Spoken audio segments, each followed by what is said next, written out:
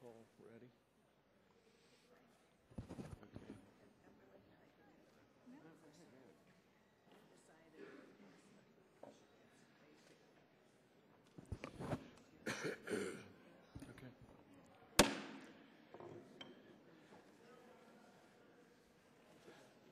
The subcommittee will come to order. The chair recognizes himself for 5 minutes for an opening statement. We had a very instructive field hearing, our first in Harrisburg last week, on the one-year anniversary of the signing of PPACA. What we heard about the health reform law's cost on Pennsylvania alone was chilling. Governor Corbett stated that after the Medicaid expansion had gone into effect, roughly 1 in 4 Pennsylvanians would be on the program. According to Acting Secretary of the Department of Public Welfare, Gary Alexander, Medicaid currently accounts for 30% of the state budget. That is more than all but 2 other states, Illinois and Missouri. And if PPACA is fully implemented, that percentage will double to 60% of their state budget by fiscal year 1920. This is simply not sustainable for my home state or any other. And the numbers don't look much better for the federal government either. On March 18, 2011, CBO released its preliminary analysis of the President's fiscal year 12 budget. CBO estimate of total spending on coverage expansions in PPACA grew from $938 billion last March for fiscal years 2010 through 2019 to $1.445 trillion for fiscal years 2012 to 2021. That's a 54% increase in federal spending. As you may remember, President Obama, when he was running, promised his health care plan would cost $50 to $65 billion a year when fully phased in. CBO, however, projects that the real cost of the coverage expansions will be $229 billion in 2020 and $2,045 billion in 2021, 4 times the level of spending that President Obama had promised. And what about the jobs PPACA was supposed to create? Then Speaker Pelosi stated in February of last year that the new law would create 4 million jobs, 400,000 jobs almost immediately, end quote. Yet, as Mr. Elmendorf told the House Budget Committee last month, he expects the law will cost 800,000 jobs by 2021. That may be because the law contains perverse incentives for businesses not to grow. Small businesses are hesitant to go over 50 employees and incur a penalty for each full-time employee who does not have proper insurance as defined by the government. They are also being buried under thousands of pages of regulations with thousands more to come with which they'll have to comply, and they'll bear the cost of compliance on their own. Or like Case New Holland, a major manufacturer with operations in Pennsylvania, testified at the field hearing last week, they already expect to spend $126 million over the next decade just to comply with this law. And that's $126 million that won't go towards expanding their business or creating new jobs. We're receiving reports almost weekly that show that the true cost of Obamacare is worse than what any of us expected. Higher premiums, more federal health spending, fewer jobs, less access, and people losing the coverage they currently have and like. Not only does the law not achieve its stated goals, the true cost of Obamacare is too high for our states, too high for the federal government, and too high for the private sector. I'd like to thank all of our witnesses for being here today, and I'll yield the remainder of my time to Dr. Burgess. Thank the Chairman for the recognition. Today we are faced with the question, is the Affordable Care Act affordable? We don't know.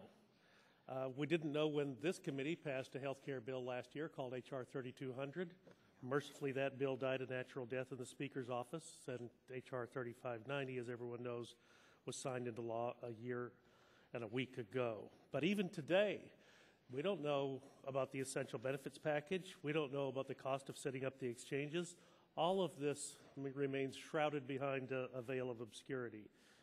After the bill became law, our actuary from Center for Medicare and Medicaid Services released his findings to the Congress and estimated the overall national health expenditures would be increased by some $311 billion, a significant difference from the $142 billion in savings that was advertised merely a month before. So I authored last year a resolution of inquiry requesting the transfer of internal health and human services communications related to the date of Mr. Foster's report. The Congressional Budget Office and the Chief Actuary do model different things, and this has been pointed out to me by some of our witnesses this morning, but both are essential components to determining the cost, the true cost of the Affordable Care Act, and really should have been made available to the members of Congress before the vote was taken last year. If the intent of reforming the health care system was indeed to bend the cost curve, then looks like mission accomplished. Unfortunately, we've bent it in the wrong direction. Now, I acknowledge that the Congressional Budget Office had an impossible job, and most members of Congress do recognize that, and I guess I would just ask the question, if we rely solely on the Congressional Budget Office, when we know they have an impossible job, if we rely solely on their numbers, are we in fact not facing reality?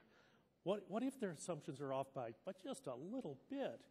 The result of maybe 5% of employers dropping coverage and moving employees into the exchanges, what effect does that have on the cost of the subsidies in the exchanges when that kicks in a few years' time? Probably an average of tens of billions of dollars. Now, why was Congress negligent in our responsibility to see the impact that this law would have on the healthcare system, the cost of the healthcare system?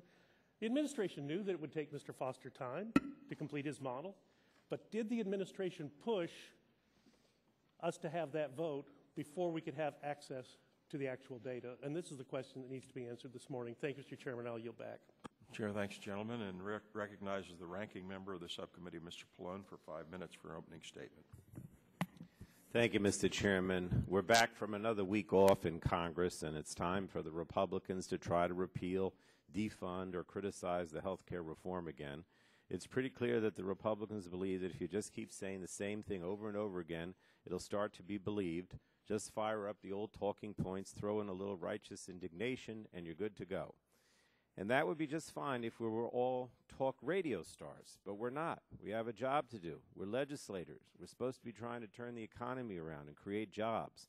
But here we are to talk again about the Affordable Care Act, which is just the Republicans' reheated arguments about repeal and replace, except they forgot to replace it with anything to speak of. The Republicans seem to wish that if they just clicked their heels 3 times, we could return to that magical time in the last decade when they controlled both houses of Congress and the White House, and as they would tell it, business prospered and fiscal responsibility was the name of the game. Except that's not what happened. When President Bush came to office, he inherited a surplus projected to total $5.6 trillion over 10 years, and he managed to swiftly squander that, leaving President Obama a nicely wrapped $1.3 trillion deficit in 2009. Under President Bush's watch, the number of uninsured increased by 6 million nationwide. Small businesses, which make up the majority of the uninsured in America, were hurt especially hard during this time. While 57% of small businesses were able to offer health insurance in 2000, only 46% were able to by the end of the Bush administration. And it would have just gotten worse.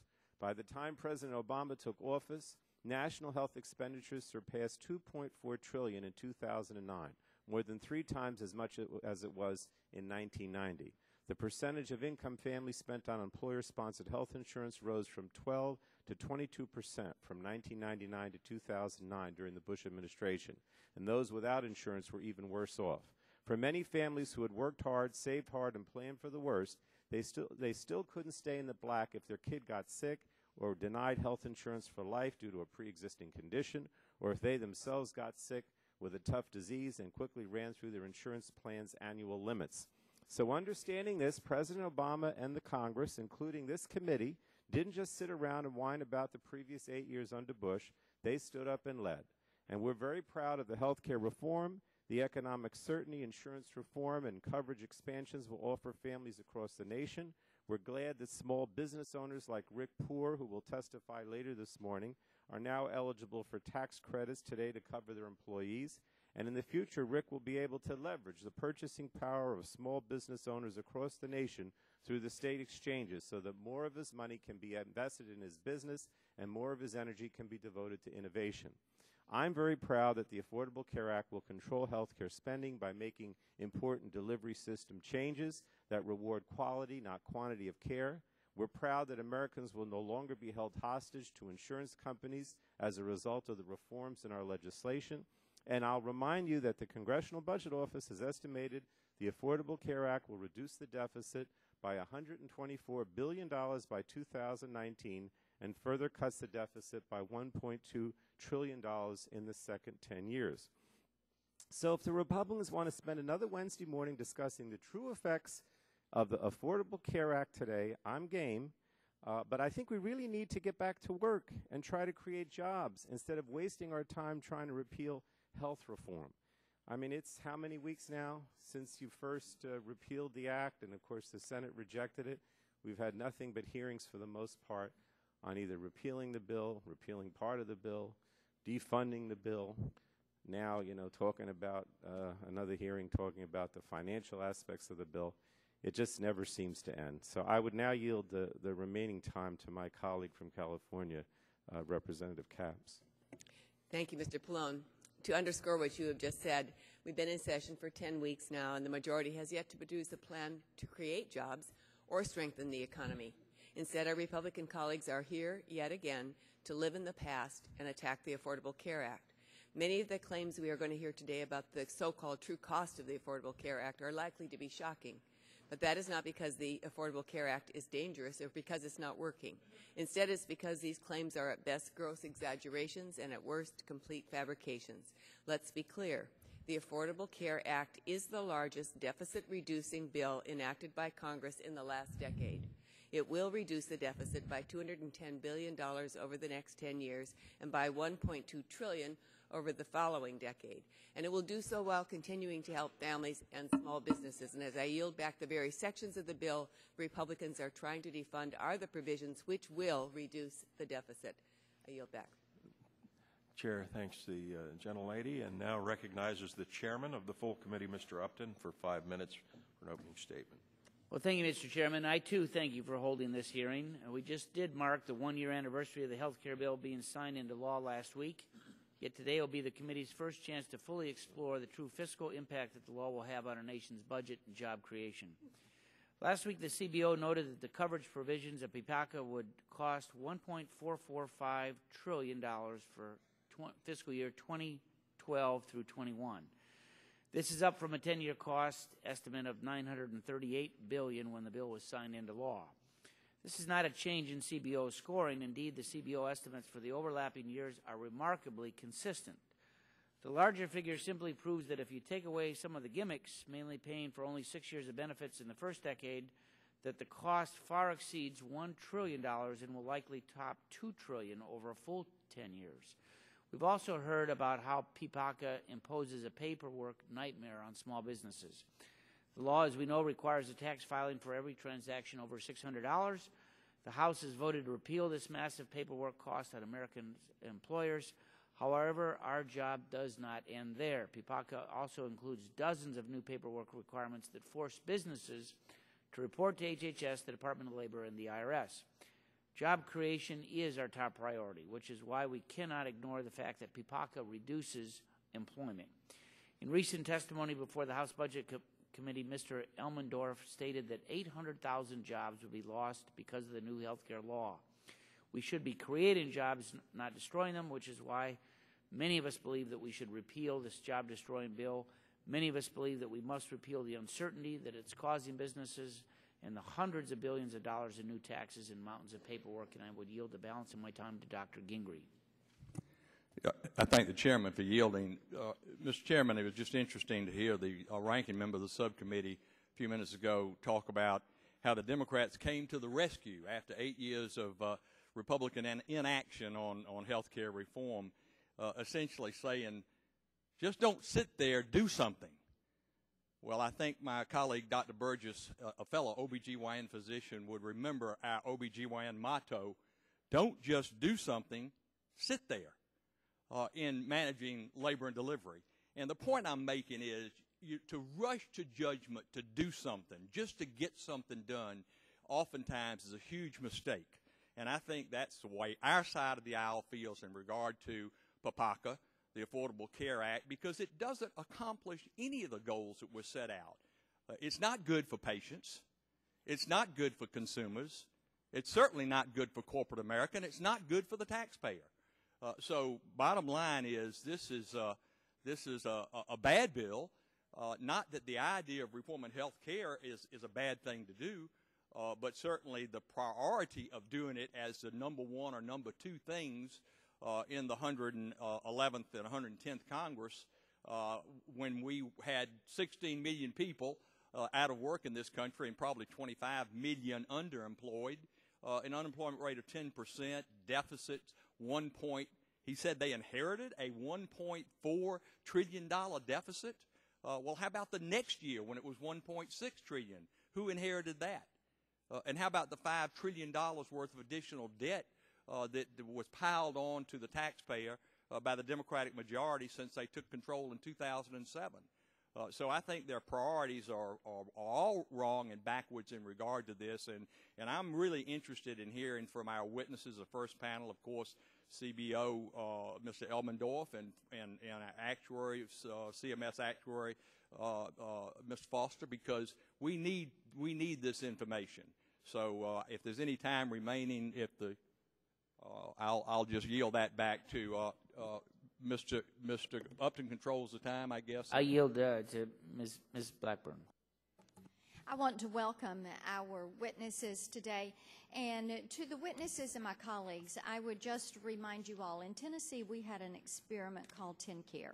TennCare eventually consumed 35.3% of our state's budget before Governor Bredesen took action to try to get this under control. This was public option health care, and it was the experiment for public option health care.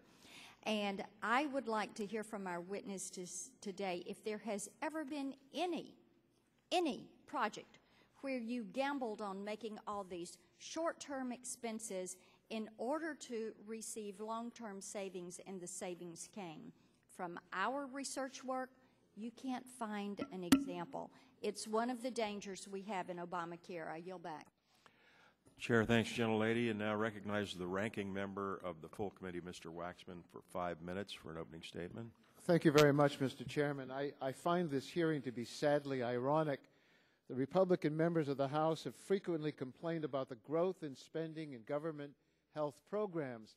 We hear on a daily basis about how Medicare and Medicaid are jeopardizing the financial health of this country, and about how it's time we had an adult conversation about spending. Yes, let's have an adult conversation. Adult conversations start with facts. These are the facts. When President Bush came to office, he inherited a surplus projected to total $5.6 trillion over 10 years. When President Obama came to office, he inherited a deficit in 2009 of $1.3 trillion for that 1 year alone. The deficit widened, I would remind my colleagues on the other side of the aisle, because we went into the deepest recession since the Great Depression, which meant fewer revenues and greater expenditures, widening the deficit more. President Bush did not think national debt was a high priority. Instead, rather than pay it off, he passed a series of reckless tax increases that enriched the wealthy at the expense of everyone else. Those tax cuts, like the Medicare prescription drug bill and 2 wars launched under President Bush, were not paid for. They were charged straight to the national credit card. And that's how you take a $5.6 trillion surplus and turn it into a massive deficit. Healthcare has played a role in this drama. In the future, increasing numbers of baby boomers and stubborn healthcare spending growth will put pressure on our budget without question. But the deficit crisis we find ourselves in is a man-made crisis. In fact, it is a Republican-made crisis. CBO projects that growth in Medicare under the Affordable Care Act will be slowed to historically low rates on a per capita basis to just 2% per year over the next 2 decades, compared to a 4% per capita historically.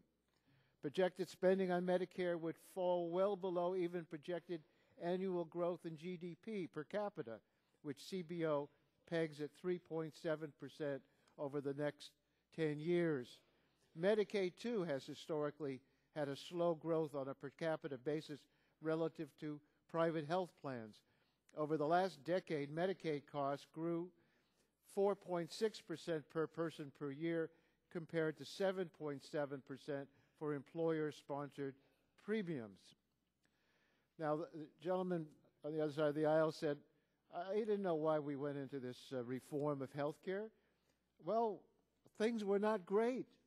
50 million people couldn't get health insurance. Health care costs were increasing so rapidly. We needed to do something. The Republicans evidently said, let things go as they're going, and they were going in the wrong direction. The Affordable Care Act has been the largest deficit-reducing bill passed by Congress in the last decade, so it's true to its name, affordable care.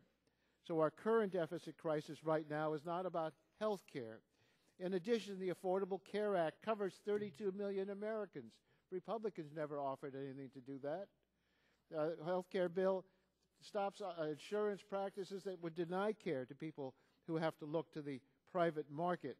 It would protect them from being excluded because of previous conditions and other arbitrary insurance practices, which they had to do because they didn't have everybody else in the pool. Well, let's go back to our adult conversation. Republicans keep telling us that we can't afford the reforms to Medicare that the ACA proposed. Now they're telling us that once we repeal the ACA, we need to pass much larger cuts to Medicare and Medicaid in order to pay for tax cuts for the very richest Americans. Majority Leader Eric Cantor said in a speech last week, talking about Social Security, Medicare, and Medicaid, we're going to have to come to grips with the fact that these programs cannot exist if we want America to be what we want America to be. How dare he say these programs cannot exist? This is not what the American people want. The Affordable Care Act is an entitlement reform done responsibly. It's time we stopped trying to repeal it and moved on to real work and real legislation. Mr. Chairman, I just think that we hear these complaints from the other side of the aisle. What do they have to offer? If what they have to offer is to cut back on Medicare and Medicaid and Social Security, they'll create jobs because the elderly and the poor are going to have to find work, but they're not going to find them. They're just going to have to do without the care, and we're going to have more uninsured.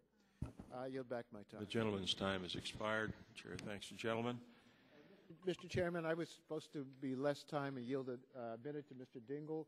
At some point, could we give him a minute? May I ask unanimous consent that Mr. Dingell be given 1 minute? Is there any objection? Without objection, the gentleman's recognized for 1 minute. I thank my good friend. I have an excellent statement. It denounces this hearing. It denounces the purposes of my Republican colleagues. It denounces the fiction that we're going to be hearing this morning from the other side of the aisle. I would urge my colleagues to read it. It will benefit everybody, and I'm sure you will enjoy reading this. And I thank you, and I ask unanimous consent to revise and extend my remark. Without objection, so ordered. Chair thanks the gentleman. We have 2 panels today. Each of the witnesses has prepared an opening statement that will be placed in the record. I'll now introduce the first panel of 2 witnesses. Our first witness is Doug Elmendorf, who is the Director of the Congressional Budget Office. Before he came to CBO, Mr. Elmendorf was a senior fellow in the Economic Studies program at the Brookings Institution. Next, we will hear from Rick Foster, who serves as the Chief Actuary at the Office of the Actuary at the Centers for Medicare and Medicaid Services. Dr. Elmendorf, we ask you to please summarize. You are recognized for 5 minutes for your opening statement at this time. Thank you, Chairman Pitts, Congressman Pallone, and members of the subcommittee. I appreciate the opportunity to testify today about CBO's analysis of the Patient Protection and Affordable Care Act and last year's Reconciliation Act. Together with our colleagues on the staff of the Joint Committee on Taxation, we provided to the Congress numerous analyses of this act and the legislation leading up to it. And my written statement summarizes that work. In brief, we estimate that the legislation will increase the number of non-elderly Americans with health insurance by roughly 34 million in 2021.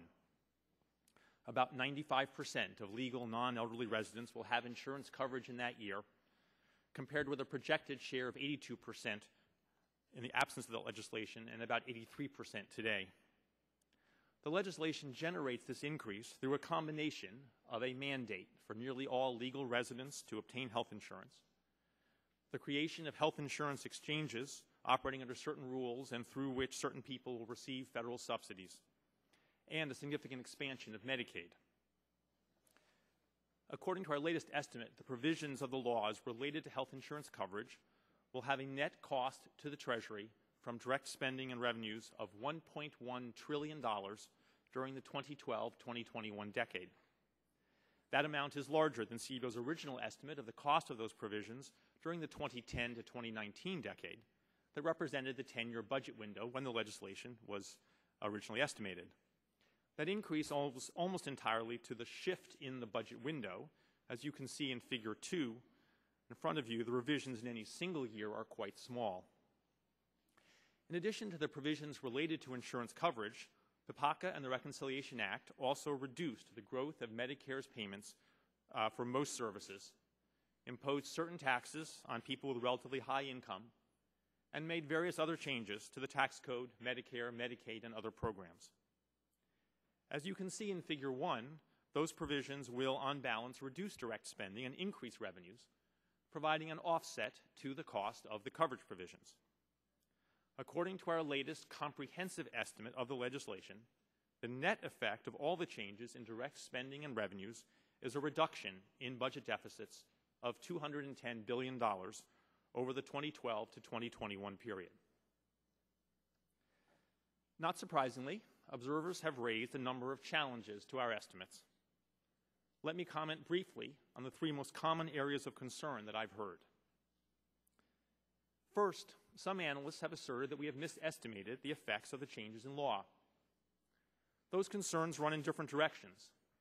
Some analysts believe that the subsidies will be more expensive than we project, while others maintain that the Medicare reforms will save more money than we project.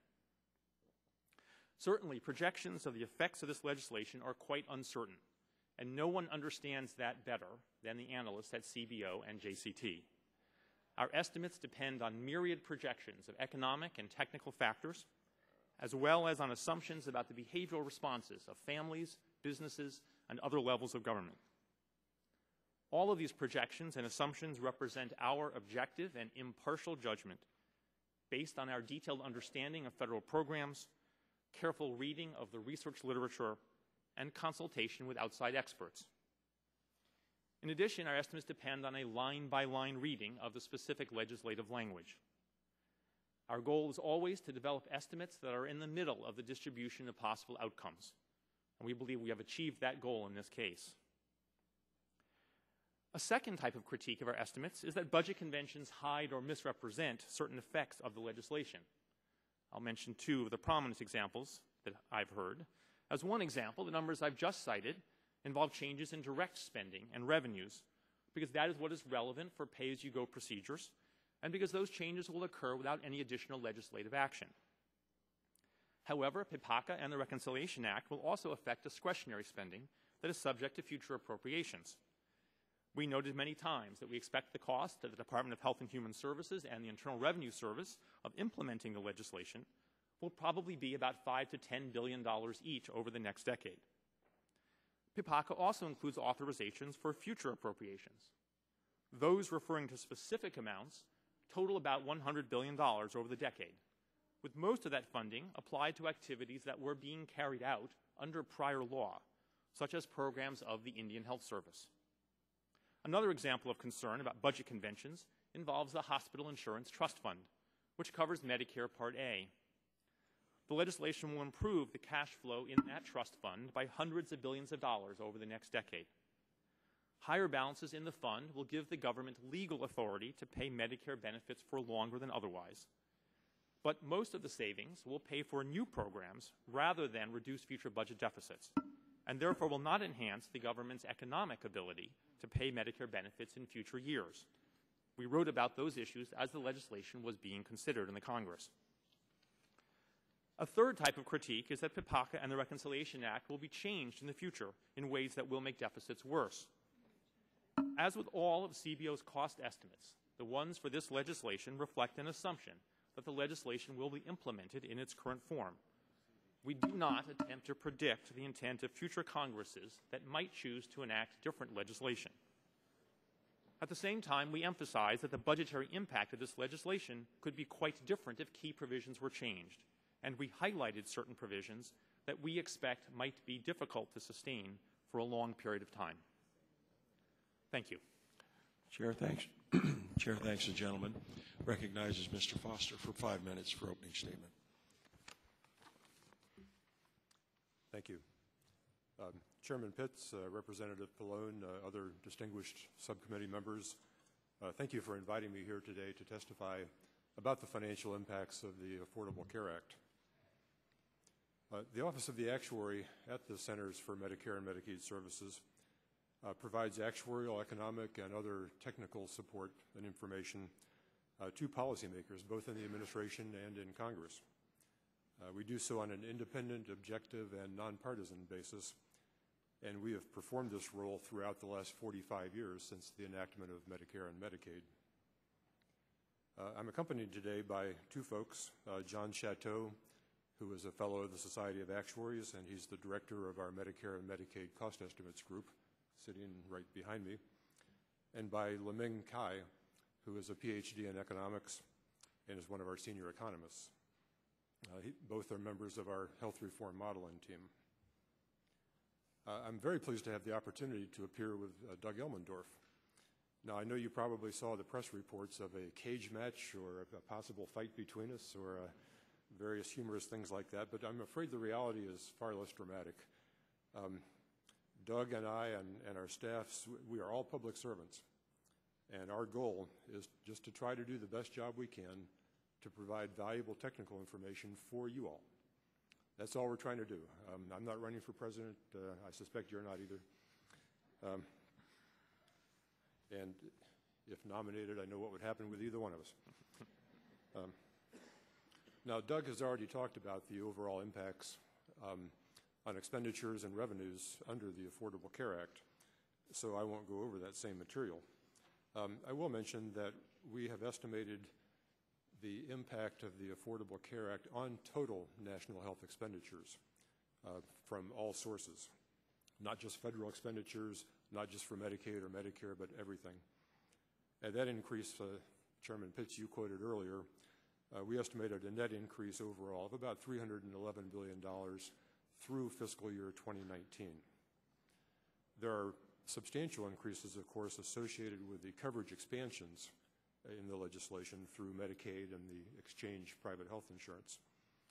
There are partially offsetting reductions in national health spending, principally because of the lower Medicare expenditures. And there would also be lower out-of-pocket costs for individuals because so many more of them would have health insurance coverage and for other reasons. I want to say just a couple of words about concerns that I have had and have expressed with one important aspect of the Affordable Coverage Act. And that has to do with the annual payment updates under Medicare for most categories of providers. Specifically, these annual payment updates are based on the increase in a market basket of prices that providers have to pay for wages or rent or energy costs or supplies, you name it. Is based on that increase in prices, input prices, minus the overall economy-wide increase in productivity, which is about 1.1% per year. Now, this adjustment, which is permanent, this will happen forever until you all decide maybe it should be changed.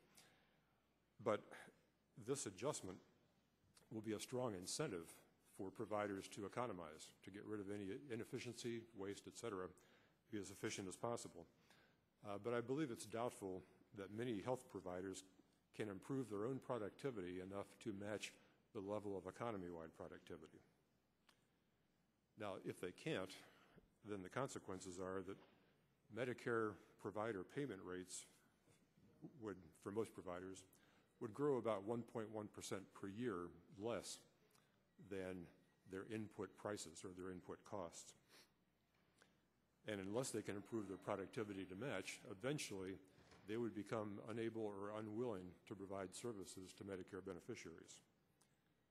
Now, long before that would happen, I think Congress would step in and change the basis to prevent such access or quality problems. But if that happens, that means the Medicare savings we've estimated would be lower. Actual Medicare costs would be higher than any of our estimates.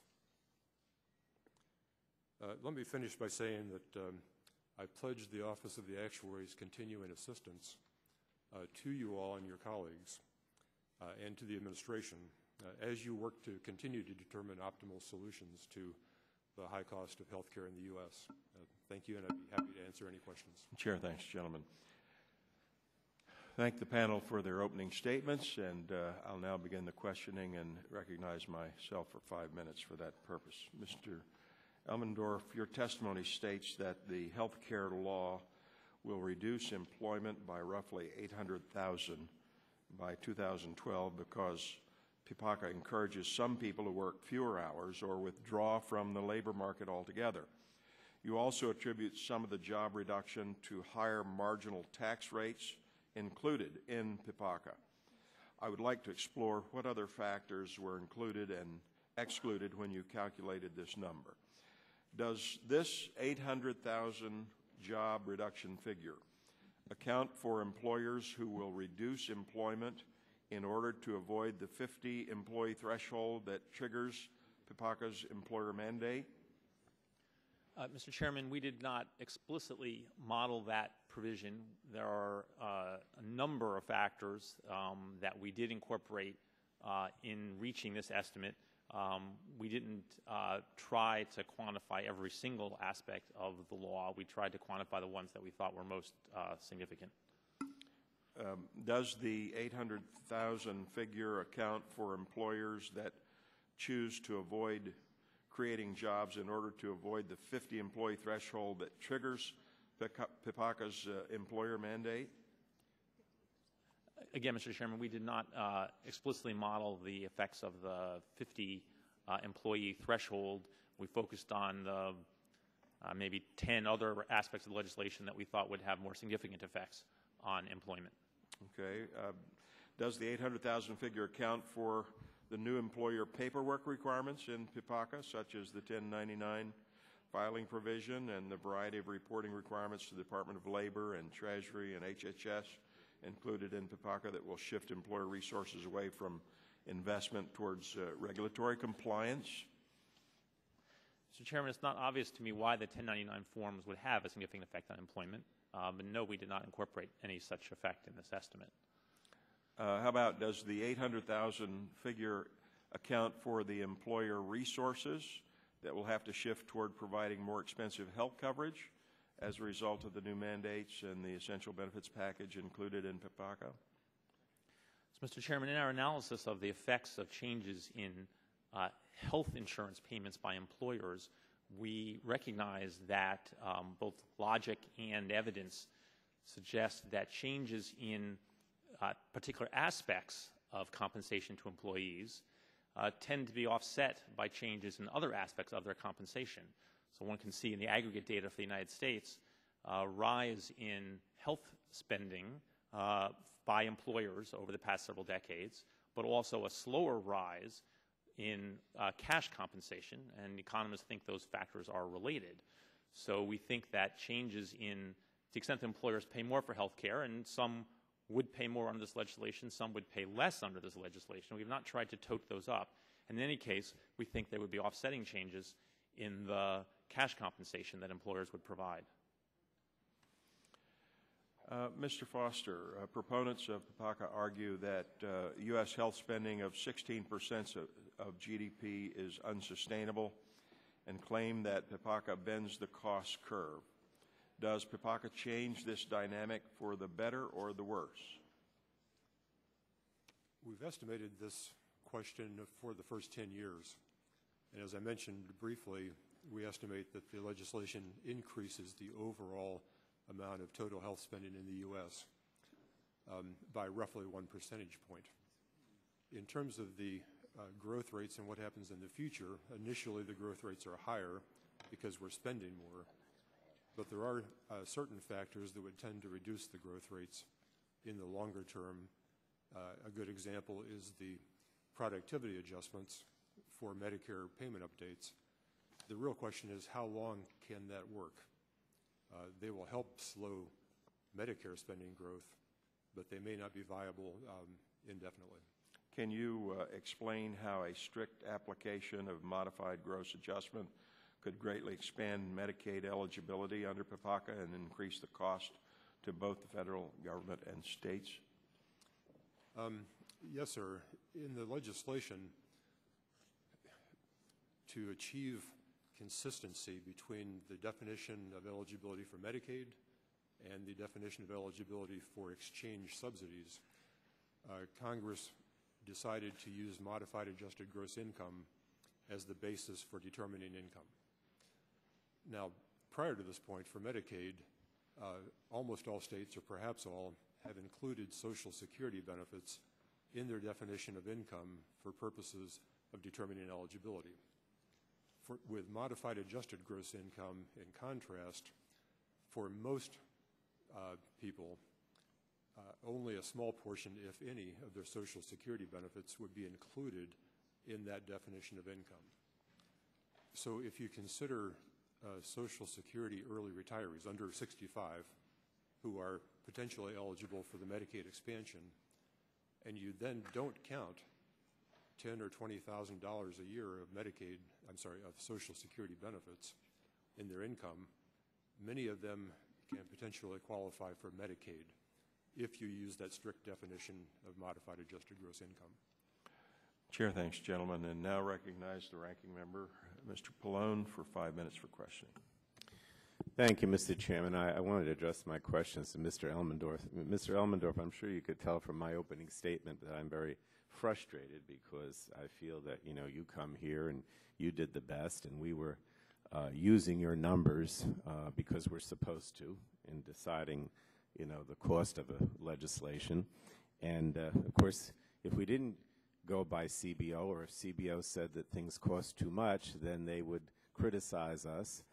And then when we finally came up with a bill that actually resulted in some significant deficit, savings, and they said, well, those numbers aren't actually good. So, the whole purpose of this hearing is essentially to challenge you and say, essentially that we don't agree with what you're doing.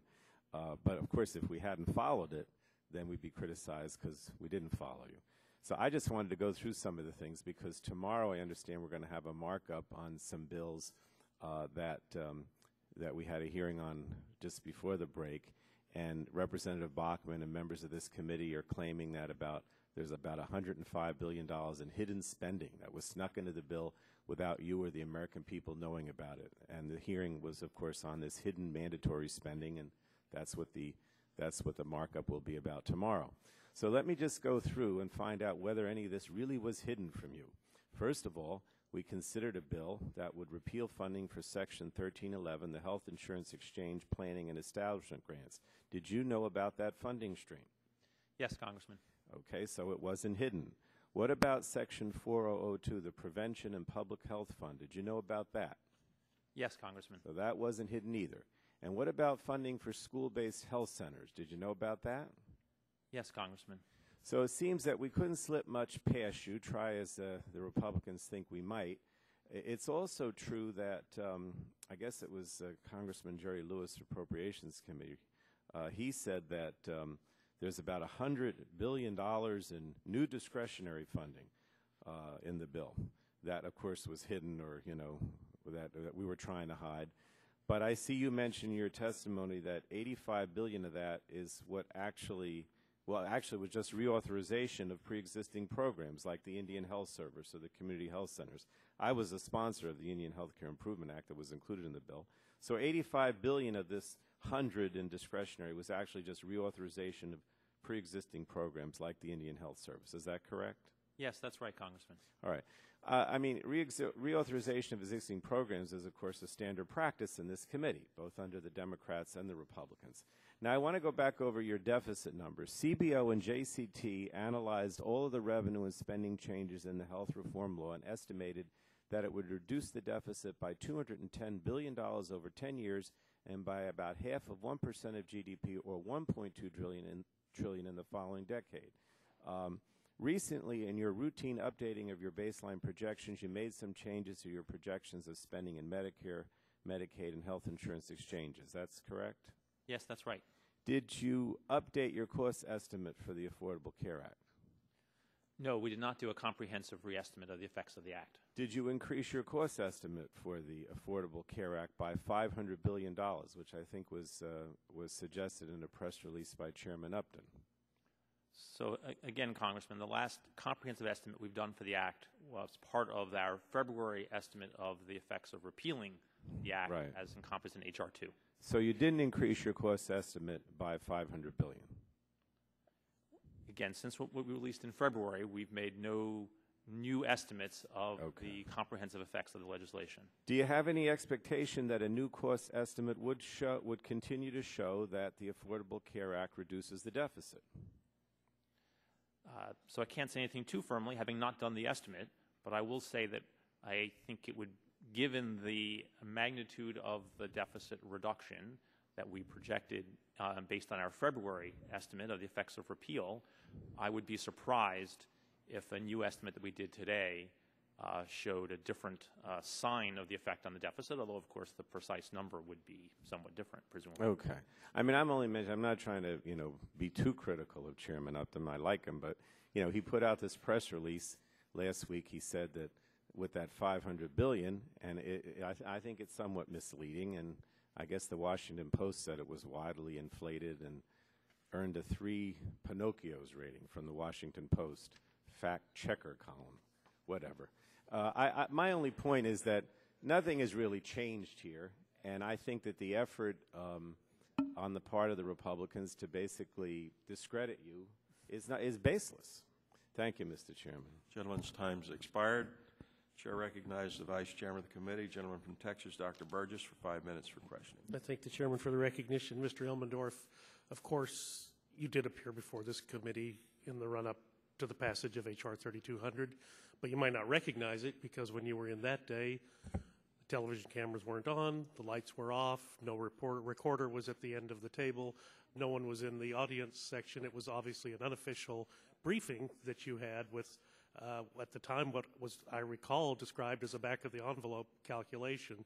We never had a formal hearing on the Congressional Budget Office's opinion on the passage of H.R. 3200, and we certainly never had any sort of hearing on the budgetary effects of H.R. 3590, because at the time you were here testifying before us, H.R. 3590 was a bill that had been passed by the House of Representatives that dealt with housing issues and not with health care issues. Is that correct? Yes, I have testified to this committee, but it was early in 2009, before the legislative action that you're describing, Congressman.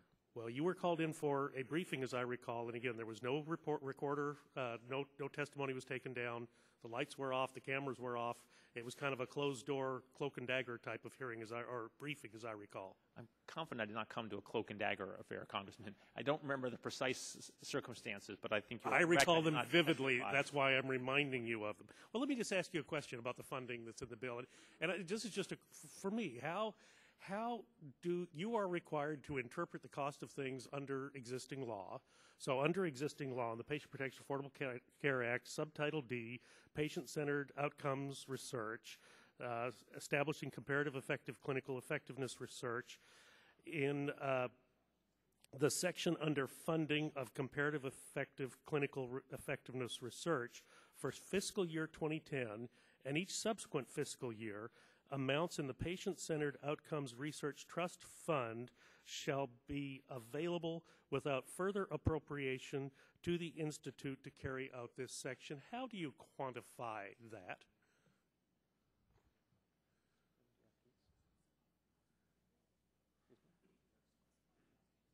So I'm told, I'm sorry, I wasn't sure myself, Congressman. I'm told there were specified amounts. Yeah, that's the problem. We aren't either. But go ahead.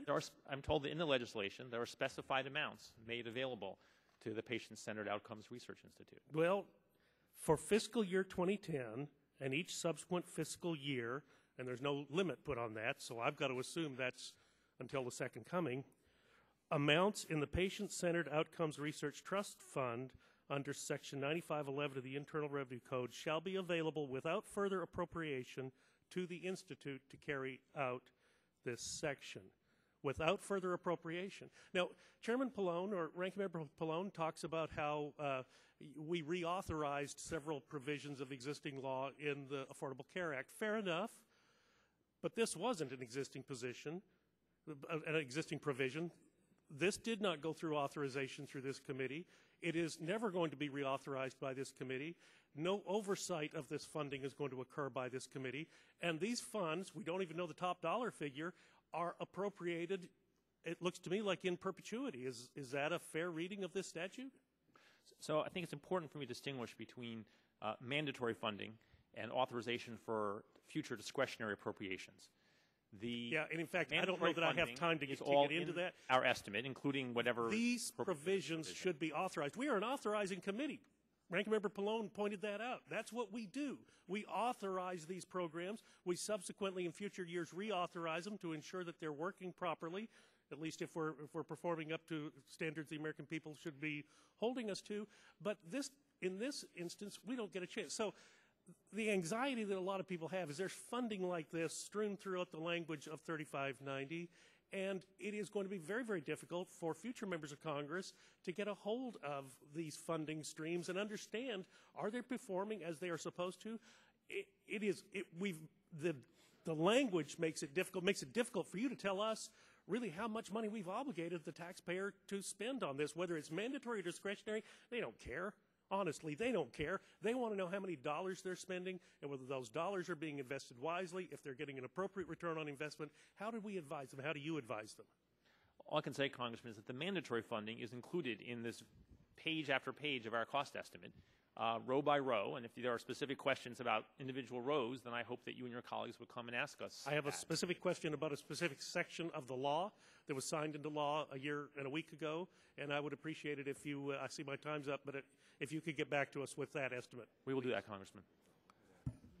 The gentleman's time has expired. The Chair recognizes the ranking member of the committee, Mr. Waxman, for 5 minutes for questions.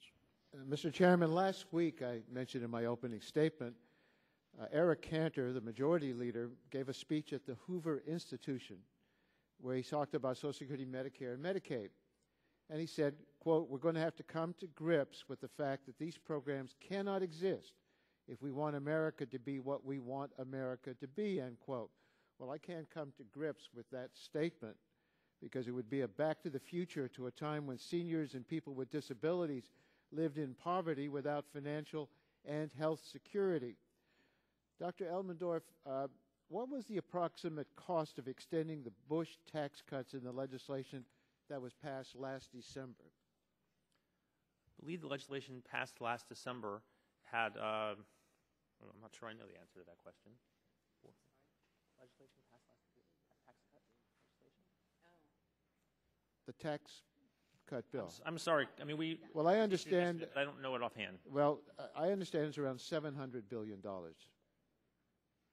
That sounds in the right ballpark to me, Congressman. And now focusing just on the upper income tax cuts and the estate tax, I'd like you, if you don't have it off the top of your head, to give us an estimate of what it would cost to just extend those for another 10 years. I can provide that to you later, Okay. Congressman. I believe that the OMB budget lists the cost of extending those tax cuts along with the interest cost as almost $1 trillion, but I'd like you to submit it for the record. That's a huge number, and that's just from the tax cuts for the wealthiest Americans alone. So you take $1 trillion, and then we look at the Affordable Care Act. It has the opposite effect of actually reducing the deficit. Isn't that correct? Yes, Congressman, by our estimates, it does. They say that the government is to choose, and we know what Republicans choose. They choose to cut Medicare, Medicaid, and health insurance for middle-income American families to pay for tax cuts for the rich. Dr. Elmendorf, your re-estimate of the President's budget projects some relatively modest changes in projected spending for Medicare and Medicaid and health insurance exchange tax credits. According to your letter to Senator Inouye, in Table 6, mandatory outlays on tax credits are projected to be about $54 billion higher over the next 10 years, while spending on Medicare and Medicaid is projected to be about $339 billion lower, for a reduction in direct spending of $277 billion from these health programs. Is that correct? It sounds right to me, Congressman. I don't have the letter in front of me. So projections for spending on health programs are down relative to your prior baseline. You also note in your testimony that spending growth in Medicare is projected to be very low on a per capita basis over the budget window. Is that correct? What is your estimated growth rate? We did reduce slightly the growth rate of spending by the federal government for Medicare and for Medicaid over the 10-year budget window. I don't have the actual growth rates at hand. They are still, of course, substantial growth rates. As I understand it, 2% per capita compared to 4% historically, but we'd like to get you to submit that for the record. Mr. Foster, do you agree that cost growth in Medicare is very restrained in the next 10 years or so? Yes, sir, I do. As I've cautioned, it's not clear that all of the provisions will be viable indefinitely. So we all agree that Medicare cost growth has been brought to a very low level, so low that in CBO's baseline, the triggers for the Independent Payment Advisory Board are not tripped anymore. Isn't that correct, Dr. Elmendorf? That's right, Congressman. Mr. Foster, considering these low growth rates in per capita spending, would you characterize the growing costs of Medicare over the next 10 years as primarily driven by increasing population or by increasing spending per person? There are still factors of each. I would consider them of comparable order of magnitude. We have the baby boom generation moving into Medicare these days, of course, with people turning 65. So the enrollment is growing about 3% per year. And the cost per person for Medicare is also growing in the rough vicinity of 3% per year, which is much lower than average or normal because of the Affordable Care Act provisions. Okay. And the Medicaid spending growth that we've seen recently has been primarily driven by increased enrollment due to the recession. Is that an accurate statement? In recent years, that's basically correct. So, in effect, Medicaid is fulfilling its essential safety net function. Once the economy recovers, Medicaid costs will go down again because fewer people will need the help. Is that a correct statement? We would expect that, yes, sir. Thank you. Thank you, Mr. Chairman. Chair, the gentleman's time's expired. Chair recognizes the gentleman from Illinois, Mr. Shimkus, for 5 minutes for questioning. Thank you, Mr. Chairman. It's just curious that the extension of the Bush tax cuts occurred under a Democrat-controlled House, a Democrat-controlled Senate, and signed by a Democrat president. Just for the record, the extension of the Bush tax cuts was passed by a Democratic House, a Democrat Senate, and signed by a Democrat president. I don't know how many years you guys want to run against George Bush, but it obviously gets a little old. You must have, you might find new targets. It's good to see you all here. I became ranking member of the Health Subcommittee after the passage of the law, and I think we asked numerous times for you all to come in open hearing to discuss the budgetary aspects, to be denied every time. And I would agree with my colleague, Mr. Burgess, that Mr. Elmendorf, you came, but you didn't come with the press available, with people in the galleries with the TV cameras on, without any open, transparent system for us to talk to the American public about the cost of this bill. So we are glad to see you, and I know it's being bean counters, that's puts you crossways with both sides as we try to drive our issue.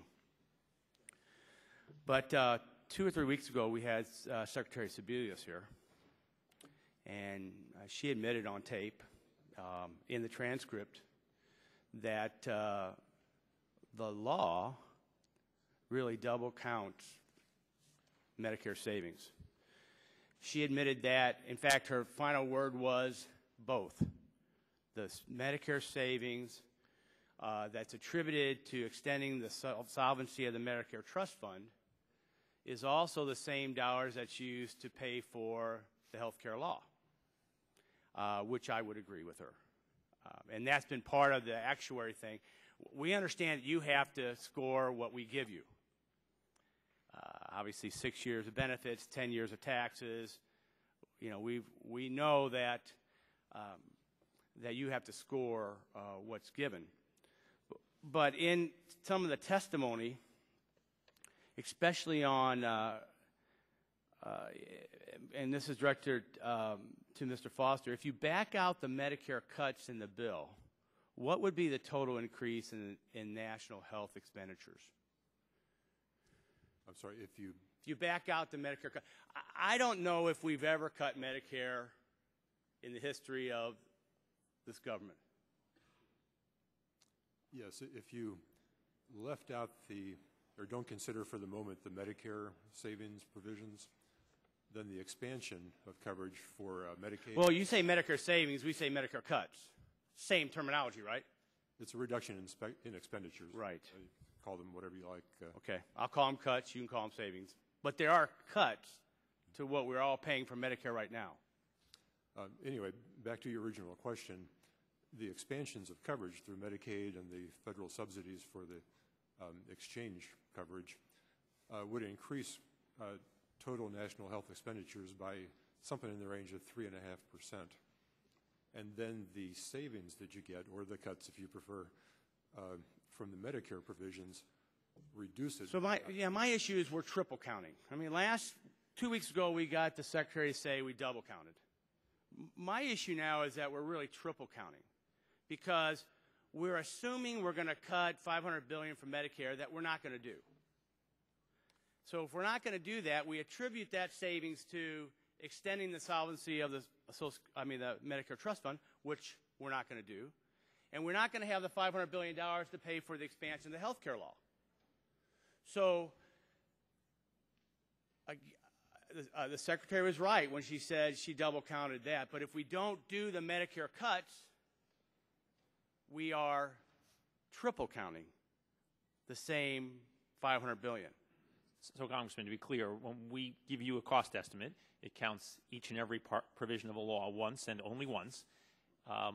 If it's certainly the case that if those Medicare cuts or savings do not ultimately come to pass, then the deficit reduction effect of PPACA plus whatever future legislation took back those cuts, that combination of law would not have the same effect on reducing budget deficits that we estimate PPACA to have by itself. And that's our concern. We appreciate you being here, and I yield back my time. Mr. Chairman, I'm sorry, Mr. Chairman. Chair, thanks, gentlemen. Mr. Chairman, I'm sorry. Who seeks recognition? I realize it's not my turn, but I actually have a better answer to Congressman Burgess's Go ahead. question. I see that he is still here. Congressman, Section 6301 of PPACA specifies amounts to be transferred to the Patient-Centered Outcome Research Institute Trust Fund, some from a tax on health insurance premiums, and the amount that we estimate for that was estimated by our colleagues at the staff of the Joint Committee on Taxation based on the specified tax rate in the law. It also specifies transfers from Medicare and amounts that I'm told are specified in dollar terms, and then further amounts from the general fund that are specified. And the total dollar figure then is? And the total dollar figure, actually, I don't have that offhand, but it is in our table, and we can provide that to you. All right, Chair, thanks, gentlemen. Now recognize the gentlelady from California, Ms. Capps, for 5 minutes for questions.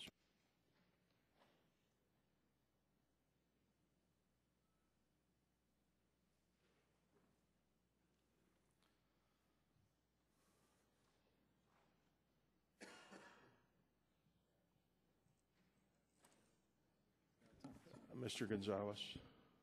Thank you very much, Mr. Chairman, and to the witnesses, thank you for your service, and thank you for joining us here today. Mr. Elmendorf, you're the director of the Congressional Budget Office, correct? Yes, Congressman. So that means you work for Congress. You work for all of us, whether there's an R or a D following our names. Is that correct? Yes, sir. And I'm sure during this debate, you had meetings with members of Congress that requested to meet with you, and you responded to questions posed both by Democrats and Republicans. Yes, we did. You have an open-door policy. You're accessible. So it doesn't require a hearing with the lights on and the cameras and the reporter in order for a member to become acquainted with specific budgetary facts that you may provide them as a result of any proposal. Is that correct? Congressman, we were certainly available to explain our estimates and the logic that lies behind them to you or any of your colleagues at any time. But of course, I'm not going to get in the middle of a question about when this committee or others should be holding hearings. Oh, and I agree, but I would venture to guess we probably get more information from your office outside of the hearing process. That's the point that I was trying to make. Now, I know my colleagues have indicated that we've rushed the judgment. Why did we do what we did? But nearly 2 years ago, Steve Pearlstein, writing in the Washington Post in the middle of this debate, said, among the range of options for health care reform, there's one that is sure to raise your taxes, increase your out-of-pocket medical expenses, leave more Americans without insurance, and guarantee that wages will remain stagnant. That's the option of doing nothing. We didn't think that was an option. We were in the majority. We made it a priority. And there was plenty of debate, plenty of information out there, and I know what the present majority is attempting to do after the fact. Now, they also knew that if they just simply said repeal, that the American public wanted a little more than that. So what they said, okay, repeal and replace. They haven't gotten to the replace part yet. But I don't want to be unfair because I think there is a proposal out there, and that is by Congressman Paul Ryan, my colleague, chairman of the House Budget Committee, and he has a thing called the roadmap. Now, I'm not sure if the Republican leadership or the conference has adopted the roadmap. It may still be in the Republicans' glove box, I believe. They haven't pulled it out and actually started to follow it. But one of the proposals was to basically transform Medicare into a voucher program. My understanding that it's by its very design, and I believe, Mr. Elmendorf, you have some knowledge of Mr. Ryan's roadmap and his plans for Medicare. My question to you is, would the roadmap and turning Medicare into a voucher program place the burden on the individual and by its very design not keep up with the cost of what an insurance product would be made available to that recipient or beneficiary? Do you have an opinion on that roadmap and basically its consequences? Congressman, as you know, we prepared an extensive analysis of the specifications in the roadmap proposal a little over a year ago. It is the case, and we said this again last fall in analyzing a related proposal that Chairman Ryan put to the Fiscal Commission, which involved providing vouchers to participants in Medicare. And we noted that voucher recipients would probably have to purchase less extensive coverage or pay higher premiums than they would under current law for two reasons. First, because the savings to Medicare come from increasing the amount of those vouchers at a slower pace than we estimate Medicare spending would grow by under current law. And secondly, because future beneficiaries would have to go into the private market to buy insurance, and they're likely to pay more in the private market for the same package of benefits than it costs to provide that through Medicare today. Thank you. Mr. Foster, are you familiar with the subject matter that I just posed a question to Mr. Elmendorf, and do you have an opinion as to what would be the consequences of such a transformation, major transformation in changing of Medicare into a voucher program? The basic idea behind the voucher program, it includes all that you've said, and there is the hope that by allocating less money over time for Medicare and Medicaid, that this would have an impact on the development of research for new medical technology. A lot of the technology we get is very expensive, as you know. Some of it has wonderful effects, very dramatic, useful, and some of it is not so useful. if there was a way to turn the research and development community focus into developing cost-saving technology rather than cost-increasing, that could help slow the cost growth, and then the voucher payment increases might be enough. Now, there was an if in there. It's a big if. It does pose risks of the type that you mentioned, that the voucher payments could become inadequate. Thank you very much. Thank you, Mr. Chairman. Gentleman's time's expired. Chair recognizes the gentleman from Michigan, Mr. Rogers, 5 minutes for questions. Thank you, Mr. Chairman. I do find it interesting that my colleagues are seeking to talk about everything other than the bill that has been passed into law. And I find it interesting today, for the first time, we've had an opportunity to talk about some of the flaws, especially in their claim that this is a budget reducer when they've used a 10-year window, 6 years of services, 10 years of taxes, disingenuous at best to the American people, that we've established today that it, in fact, cuts $500 billion from Medicare. Oops, didn't want to tell you about that, did they?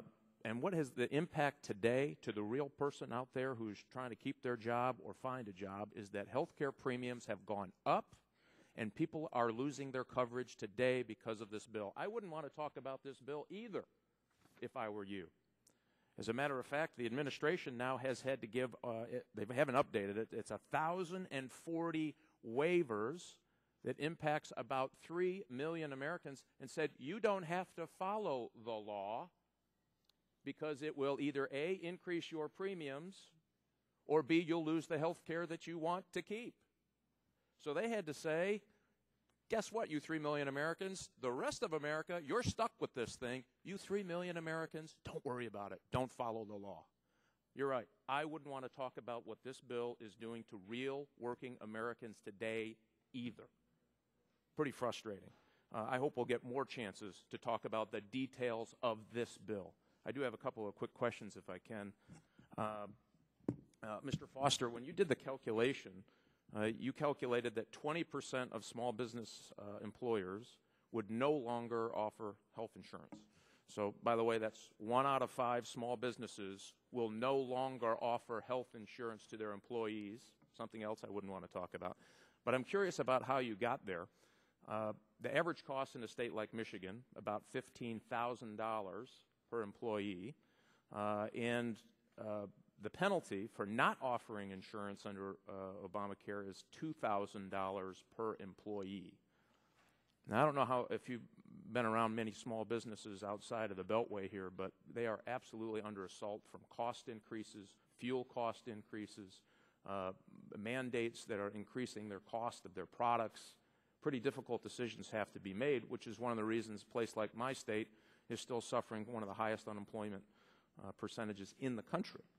So if you're a small business owner and you're facing $15,000 per employee to try to do the right thing, or $2,000 that you just send off to the federal government, get to throw them off your plan, you've got to help me understand how you get to only 20% of small employers are going to throw their folks off their health insurance that they enjoy today. Can you help me understand that? Sure, I'll give it a try. As part of this, you have to estimate the behavioral response of providers, individuals, businesses, any number of groups, and employers are one of the most important groups. Now, for some employers, of course, if you're a small enough business, then you're not affected and you get some subsidies to help out. But for businesses that tend to have relatively low-income workers, it can turn out to be sort of a win-win for them to drop their formal coverage, health insurance coverage, and assist their employees into getting coverage through the exchange. So just so I understand it, you think it's beneficial for them to drop their coverage and send people to the federal exchange? Did I understand that correctly? For certain categories, primarily businesses with relatively low-income workers. So that's interesting. I'm going to add that to my list today, that the bill encourages small businesses to drop their coverage and send people on the federal exchange. Brilliant. Absolutely brilliant. Here's the other problem with your 20%. Maybe you can help me out. And there's going to be a great second panel here. One of the restaurant owners did the calculation.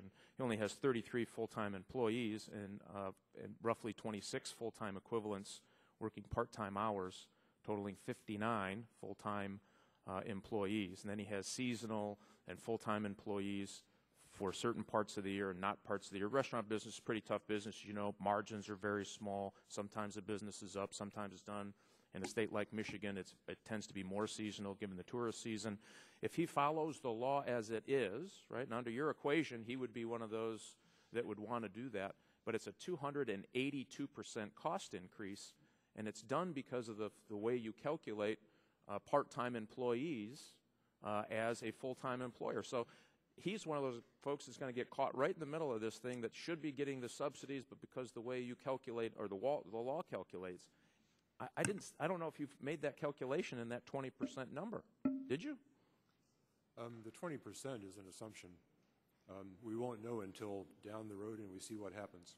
And it's assumption, as he said today, Mr. Chairman, based on behavior.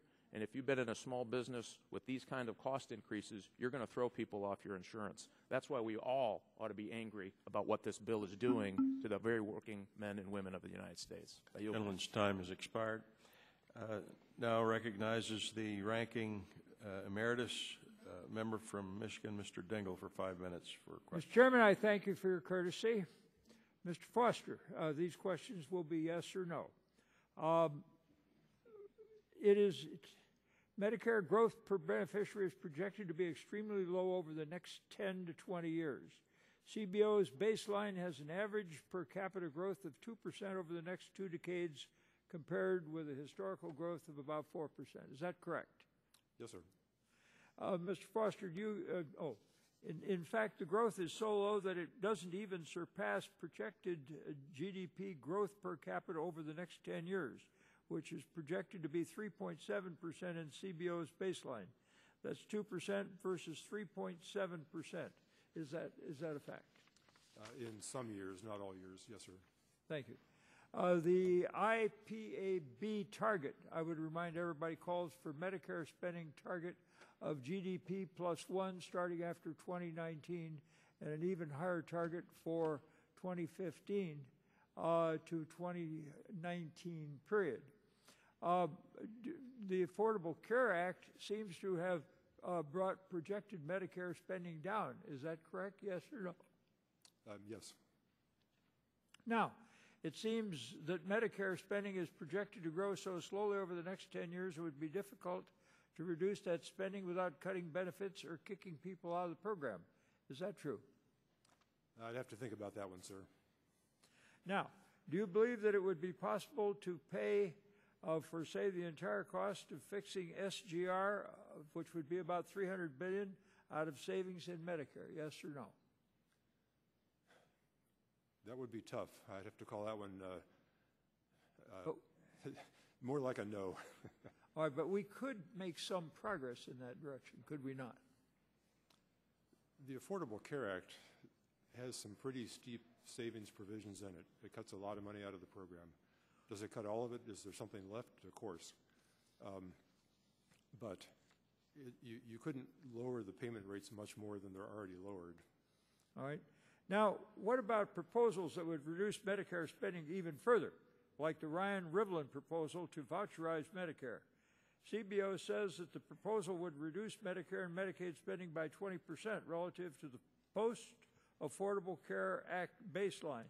Would you have concerns about the magnitude of that cut, yes or no? I don't have a good answer for you, sir. I could study it for you, but we have not looked at it recently. Now, there was a statement that was made publicly which went like this. We're concerned by recent press reports that HHS may have had prior access to information that Mr. Foster used in his April report prior to congressional consideration, but did not share the information with the public or the Congress. Mr. Burgess filed a resolution of inquiry demanding documentation of the communications between the Secretary's office and the Actuary's office in pursuit of these claims. At that time, the committee did not approve Mr. Burgess's resolution because we observed that there was no fire to all this smoke. Mr. Foster, you yourself disavowed these claims in a letter to Mr. Burgess. Is that true? I disavowed them. I don't remember that the letter was addressed exactly to you. I think it was addressed to the administrator. So, But all right. there is no truth to that.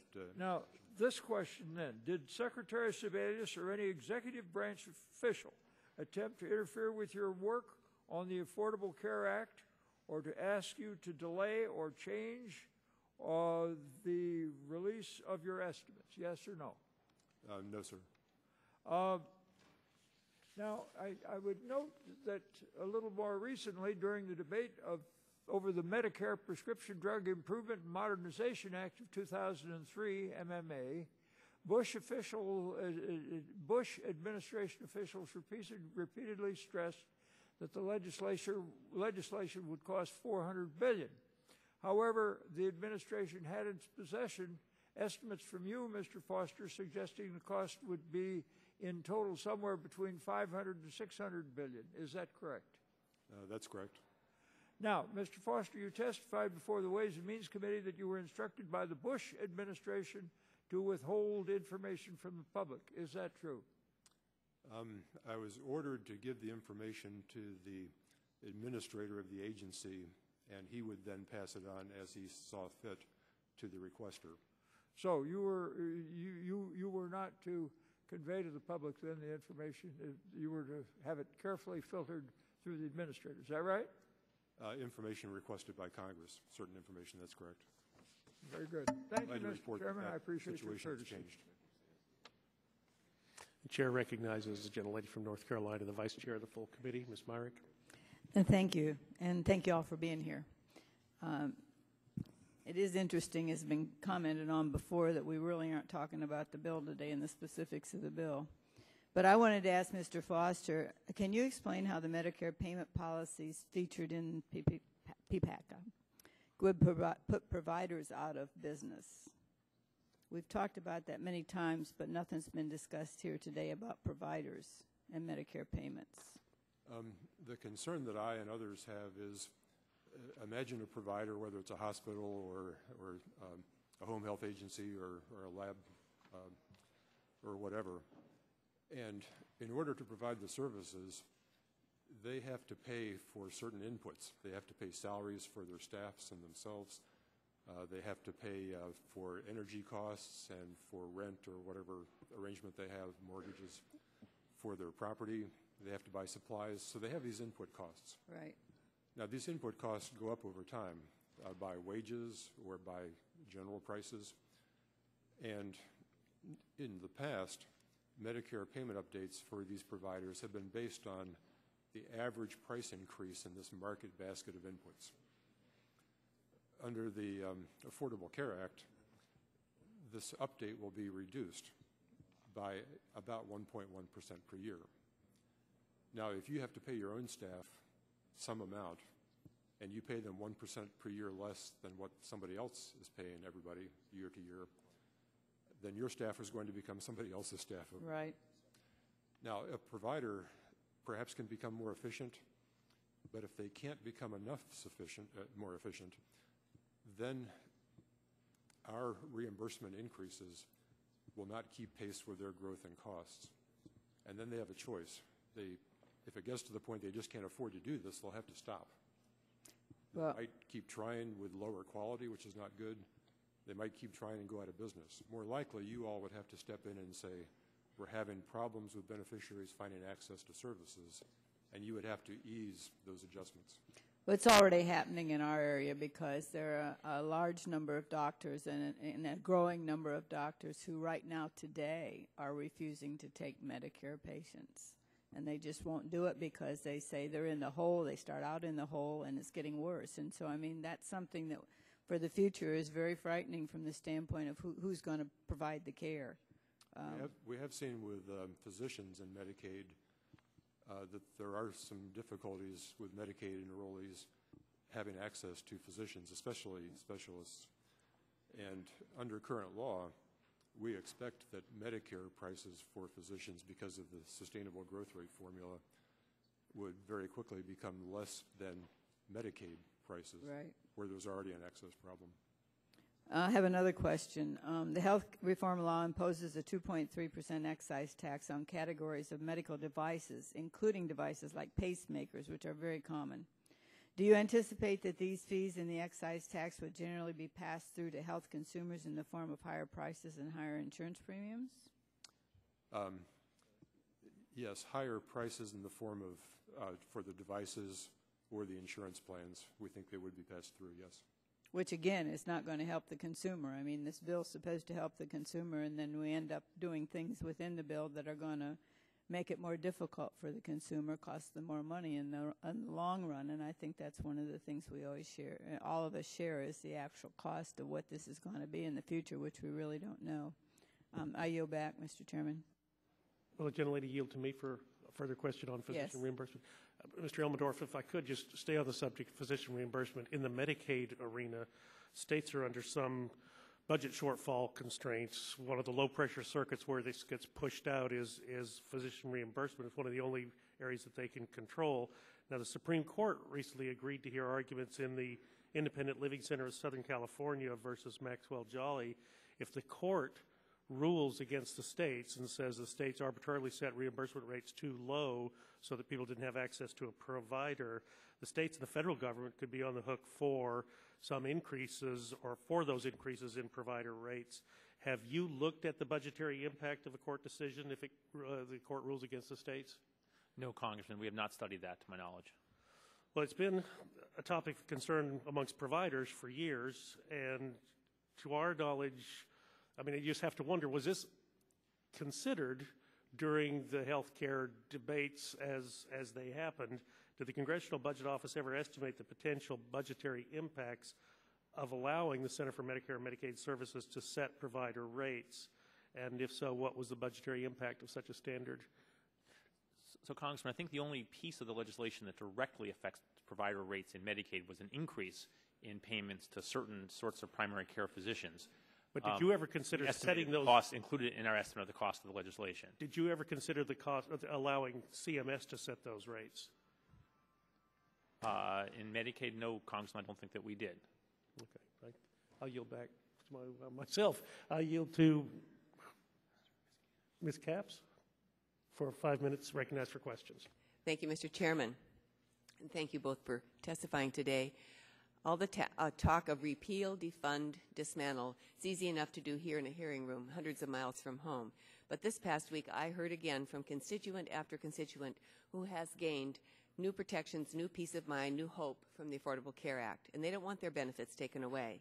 They don't want to wait again while their kids are sick and uninsured, or while they need to choose between paying for their medicine or their electric bill. But it isn't all about the benefits to families and small businesses. It's also about taking steps to address the overall cost of health care in this country. Mr. Elmendorf, you stated in your testimony that CBO's most recent comprehensive estimate of the repeal of the Affordable Care Act would increase the deficit by $210 billion over the 2012-2021 period. Is that correct? Yes, Congresswoman. Thank you. And Mr. Elmendorf, your written testimony also states that the Affordable Care Act will cover 32 million of the uninsured by 2016. Is that correct? Yes, Congresswoman. Thank you. Despite claims to the contrary, it is not tricky math. If we make smart investments, we can cover more people while reducing the deficit overall. But all of this goes away with repeal. And what is the replacement bill Republican leadership supports? Mr. Chairman, I would point my colleagues to an article published this week by the Bloomberg Business Week, and it's entitled The Republican Response to Obamacare. This article is clear, despite the claims I hear from detractors from the law. According to a new Bloomberg analysis, GOP alternatives would save less than $5 billion a year, perhaps 0.6% of what health care cost in 2009. And this is compared to the $210 billion saved by the ACA over the next decade. Furthermore, the Republican alternative to the House Health Reform Bill would actually increase the number of uninsured people from 50 million in 2010 to 52 million in 2019, according to your CBO's estimation. And when looking at any of the represented Republican alternatives, not a single person would have guaranteed access to health coverage at an affordable price. So when we talk about saving money, let's be clear. The Affordable Care Act is the largest deficit-reducing bill enacted by Congress in the last decade, and there have been no alternatives from the Republican leadership to even come close to helping so many while saving so much. Another area where, and this is for you, Mr. Foster, another area where I think we should set the record straight is on how the Affordable Care Act strengthens the healthcare workforce and creates jobs. Critics have said that there will be a shortage of medical provisionals, particularly primary care doctors and providers in rural parts of the country. And they use this claim to advocate repeal, trying to pit those who already have insurance against those who will gain it through the law. But they ignore the fact that the Affordable Care Act has taken numerous steps to address these shortages. For example, it strengthens and expands the National Health Service Corps and community health centers providing primary care to communities most in need across our nation, creates a new program to train primary care physicians in the community called the Teaching Health Centers, which will provide new doctors and give them the expertise they need to work in a community setting and give communities access to needed care. Americans will have better access to preventive and primary care. In short, we are training more providers, paying them more, and providing more access points for primary care. Now, the administration estimates that these policies will combine to create 16,000 new providers in the workforce over the next 5 years, and proposals in the President's 2012 budget will add yet another 4,000 providers to that number. Mr. Foster, I want to ask you, I have about a minute left, do you agree that funding for the policies I mentioned from the Affordable Care Act could help expand the number of providers in the primary care field? Oh, I think it will.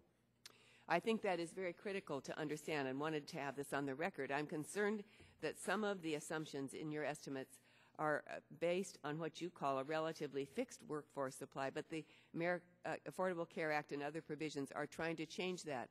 I also think it's worth pointing out that tomorrow we will mark up a bill to eliminate one of these workforce programs. Yes, actually cutting workforce and jobs programs in the economy. So at a very time when it's being demonstrated that we can actually create more jobs and actually save more money, we are doing the reverse. We're trying to eliminate programs that will work to this effect. And with that being said, I yield back the balance of my time. The gentlelady's time has expired. Chair recognizes the gentleman from Pennsylvania, Dr. Murphy, for 5 minutes for questions. Thank you. Appreciate the opportunity to finally have a chance to talk to both of you now that the bill is passed and it's the law. A few questions here. How much money did this bill borrow from Social Security, the health care bill? None that I can think of. I'm not sure what you mean by borrow from Social Well, Security. some of the money in it, I understand, came from Social Security for this bill. Is that true? Well, the bill does have some effects on the flow of money into the Social Security Trust Fund. How much is that? I believe there is a net increase in the flow of money through the Social Security Trust Fund. More goes into Social Security with this bill? More goes into Social Security by our estimate because there's a shift in the distribution of compensation from non-taxable health insurance toward health insurance. How much? I think it's perhaps around $10 billion over 10 years. So more goes into Social Security, or more comes out of Social Security? So more money goes into the Social Security Trust Fund. There may be ways in which somewhat more. Okay, I just need to move on. Okay. And how much money is coming out of Medicare to go into helping to pay for the health care bill? I'm not sure even by coming out of Medicare. There are savings because of the cutbacks in payments to Medicare providers and because of the extra tax revenue going into the Hospital Insurance Trust Fund. The HI Trust Fund that deals with Part A of Medicare ends up with stronger cash flow over this next period than it would otherwise. The cuts to what? Cuts to payments to Medicare providers and other changes in the Medicare program. Wait a minute. So we're paying less to providers. This is a health insurance bill. So by paying less to providers, meaning hospitals and doctors, we already have a lot of doctors who are not accepting Medicare and Medicaid. And unfortunately, the only solution here is that Congress sees as, well, let's just pay them less. Instead of reforming this, we'll pay them less. And yet, Mr. Foster, you said a couple minutes ago that you thought this would bring more providers, but we're going to pay them less. This doesn't make sense to me. How are you going to pay people less that they don't even want to cover it now, and we're going to somehow entice them into doing this? If I gave you a 25% cut in your salary, will you say, "Hey, sign me up"? So to be clear, Congressman, the cuts in payments to physicians in Medicare are basically under the sustainable growth rate mechanism of prior law. All right, let me move on. I need an answer to that if you would do that. We did have, however, this Secretary Sebelius here in front of this committee saying it was double accounting. to have money come from Medicare and also saying it was going into paying for this health care bill. Was she lying to us? So, Congressman, I'm not aware of exactly what the All Secretary right. Also, we had another secretary talk about the Class Act, and she said to me that it did appear from the estimates from CBO that if that because the money was counted for to provide this long-term insurance fund, but also it was said if we didn't do this, there'd be an $86 billion loss to the health care fund, that was double booking instead. Was she not telling us the truth? I don't know what the Secretary said to you. I can talk about our analysis of the class. Well, Mr. Foster, are you aware of that? Well, I think I would bet you a Coke that she did not say there is double counting. I'd be happy to explain. That'd be great. Could you get back to me on that? Because I'd like that. Sure. Now, there's also increased tax on medical devices, and you said this would be passed on to consumers. Do we know how much this is going to cost families or how much it's going to increase insurance costs? Do you have a number on that? No, I don't. Could you get back to us with that? So, Congressman, I can say that in our analysis of premiums, we did. I just need a number. That effect. And you have a number? But I don't have a number for that piece offhand. Thank you. School-based health centers. What is that going to cost? Does someone know? I'm sorry. Would you be willing to get us that information? Yes, of course, Congressman. Thank you. It's all public. I just don't. The number of people who would, but I want to make sure we're all looking at this together. The number of people who will lose their private insurance, I think originally the bill thought 9 million. We're seeing some estimates of some accounting firms saying that number may be 50 or 60 or 80 million. Do we have a readjusted number of how many you think will lose their private plan? Given that 1,000 people have also asked for waivers, do we have another update on how many people will lose their private plan? So, Congressman, as part of our March baseline projections and what's included in my written testimony, we have slightly different estimates of the effects on private insurance coverage. We do not expect anything like the sort of dropping of employer-sponsored insurance that. But 1,000 people, 1,000 have asked for waivers. If you could provide us some economic analysis of what that also means for us too. Also, what it would mean if you could provide us information on the number of people who may lose their jobs, because we are hearing from small employers who say, I'm not going to hire more, I'm going to try and keep it under 50. Do we have an analysis of that number of jobs and the loss of federal revenue from that? Anybody have that? So again, Congressman, in reports we've issued before and in my written testimony for today, we talk about the effects we think will take place in the labor market. Okay. Similar in terms of the pharmaceutical issues too. I mean, all these issues, and we're looking at here that it's a matter of having some updates on all these. But what we are hearing from employers is the loss of jobs, increased cost of private health insurance, cost of medical devices, increased cost of prescription drugs.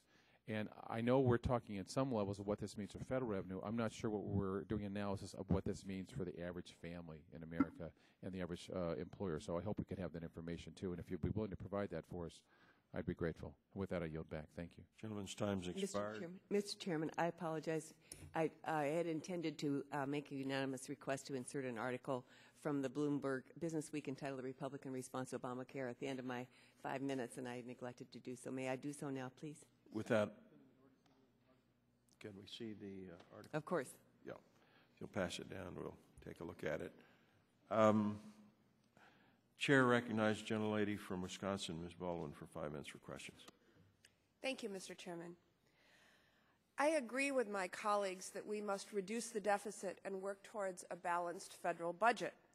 However, we have to be smart about the priorities and the choices that we make, and we need to be smart if we're going to cut spending without compromising job creation and our economic recovery and, frankly, our future.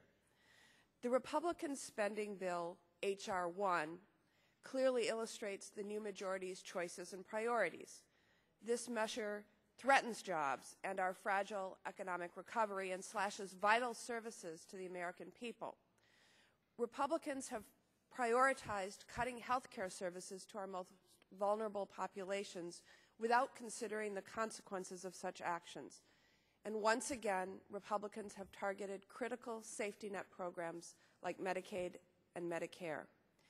Meanwhile, the measure, that's H.R. 1, does little to rein in excess military spending like weapons systems that the Pentagon doesn't even want, or eliminate government handouts to big oil, or even eliminate tax breaks for multimillionaires. Today, we spend millions of dollars each day in Afghanistan and Iraq, spending that is certainly protected in H.R. 1. And tangentially, I just read yesterday that the Pentagon reported that war funding in Libya has already surpassed the $500 million mark. $550 million specifically was reported yesterday. Today, we're here at this hearing to discuss the cost of the health care reform law passed a year ago, a law that my colleagues on the other side of the aisle seek to repeal it outright. Let me remind my colleagues that repealing the health care reform law would add $210 billion to our federal deficit over the next 10-year time horizon. That number comes from the Congressional Budget Office. Dr. Elmendorf, I'm really perplexed at how Republicans can claim that a bill your agency scored as reducing the deficit is actually contributing somehow to our alleged spending problems. And I'd like us to reflect upon and consider what really contributes to our nation's deficit. How much, Dr. Elmendorf, does the CBO anticipate will be spent on the wars in Iraq and Afghanistan over the next 10 years, according to your January baseline? So I don't remember the number, Congresswoman. As you understand, our baseline takes the current, for discretionary spending, takes the current levels of spending and simply There's a lot of assumptions that are in there. Extrapolates those out. Does 1.7 trillion sound familiar to you? I'm sorry, Congresswoman, I really don't know the answer to that. Well, how about the Bush tax cuts and the extension of the Bush tax cuts that provide income and estate tax cuts to the very wealthy? How much does the January CBO baseline indicate that will cost to extend over the next 10 years? So we reported in January that extending the income tax and estate and gift tax provisions, now scheduled to expire at the end of next year, would cost about $2.5 trillion over the coming decade, and then would also result in about $0.5 trillion of additional interest payments. Because we're borrowing the money for these tax cuts. Okay, so I know you don't have the figure at your fingertips on the wars, and that includes some estimates, but from my reading of the CBO January baseline, between the wars and the tax cuts, we're looking at nearly $5 trillion, all of it borrowed money, all of it completely unpaid for. And yet, the Republican solution to the deficit is to repeal a law adding an additional $210 billion to the deficit and leaving vulnerable Americans without access to health care.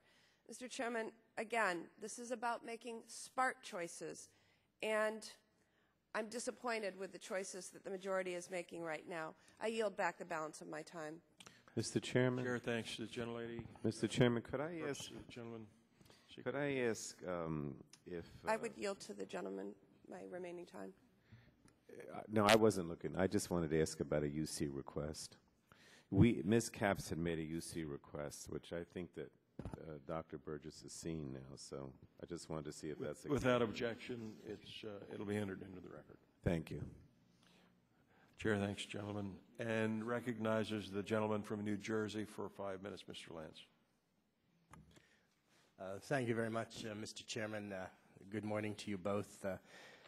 Dr. Elmendorf, it's my understanding that under PPACA there is an inconsistent rule regarding part-time employees. As I understand it, on one hand, it does not require a group health plan to provide employees who work fewer than 30 hours per week, the minimum essential coverage under the pay-to-play rules that take effect in 2014.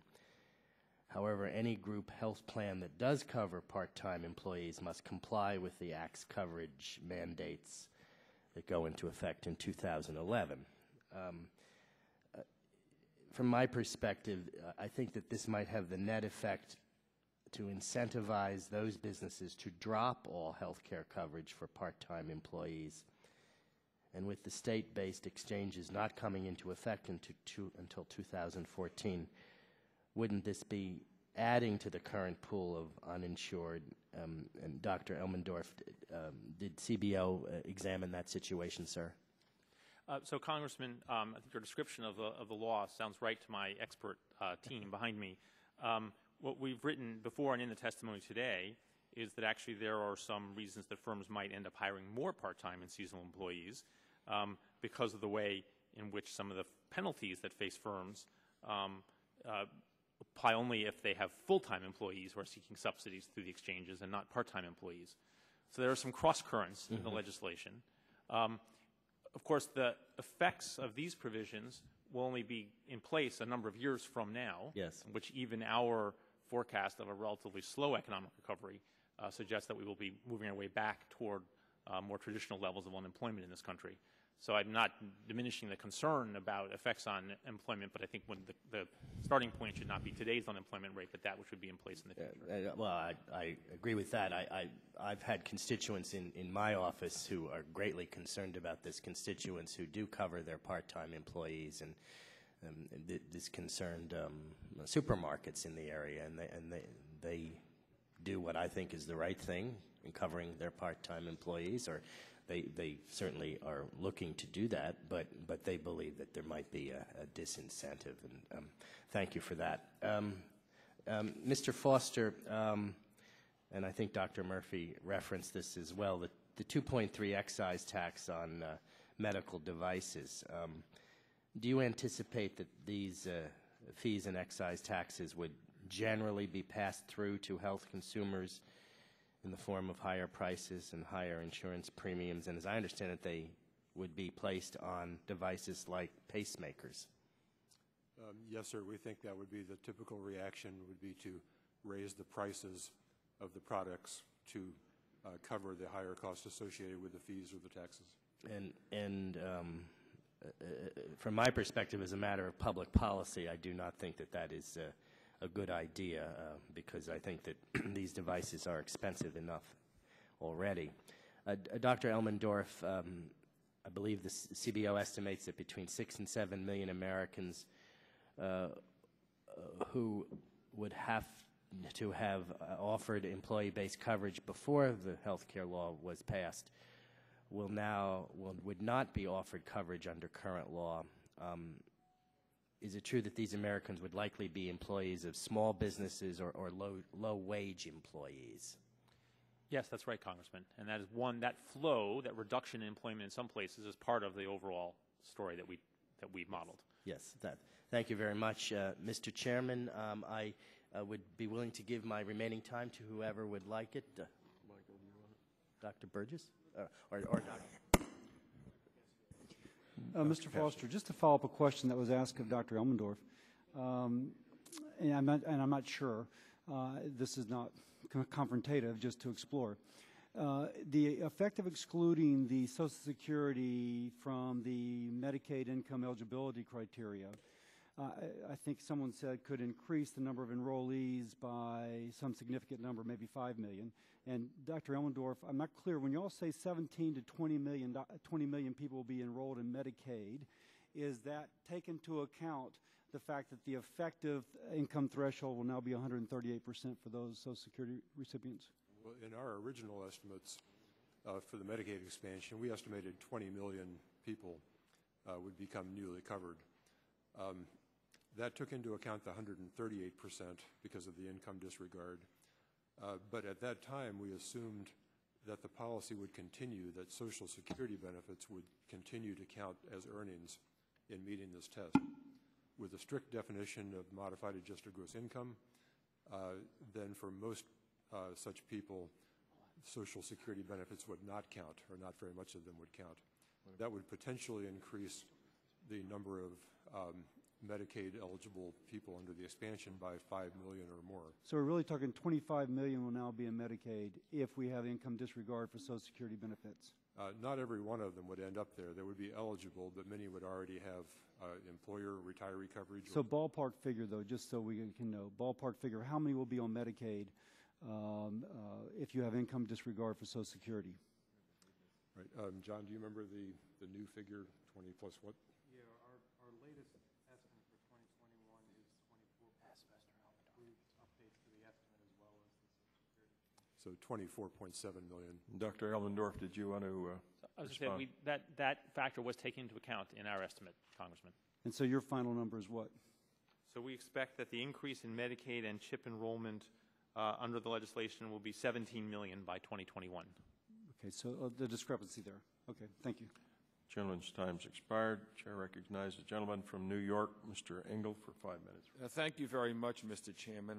And let me first say, you know, here we go again, just 1 week after the one-year anniversary of this Affordable Health Care Act. The subcommittee is holding yet another hearing attempting to undermine it, and what the true costs that we should be talking about today are what would have happened if we had not taken action. The Affordable Care Act makes health care affordable for the middle class and has halted the steady rise in health costs that led us to much of our budgetary woes over the years. For all the talk of the sky falling, my majority colleagues have repeatedly failed to provide any alternative ideas that would come remotely close to accomplishing what the Affordable Care Act does. They had 6 years of control of the House, Senate, and White House and provided no leadership on this issue. All we have are alarmist sound bites and false platitudes, and even more frightening are the true costs that will come if the new majority places spending caps or block grants Medicaid as they propose to do. These actions will not save money. It'll simply abdicate responsibility and shift costs to state providers and beneficiaries. Now, let me say that Secretary Sebelius and Assistant Secretary Greenlee disagree with some of my Republican colleagues who have been saying that there is double counting in letters they have sent to ranking members Waxman and Pallone. This is Secretary Sebelius and Assistant Secretary Greenlee have sent letters to Mr. Waxman and Mr. Pallone saying that there is not double counting. And the Secretary gives this example, and I quote from her, quote, in the same way when a baseball player hits a homer, it both adds 1 run to his team's score and also improves his batting average. Neither situation involves double counting. So I would like to submit these letters for the record.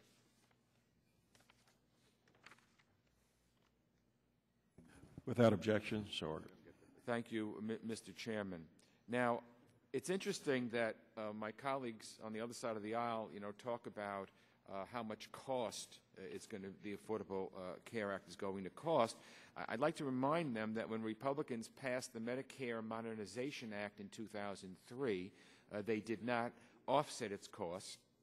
CBO estimated the bill would add $394 billion to the deficit over 10 years, and CBO is our official scorekeeper. So let me ask Mr. Elmendorf,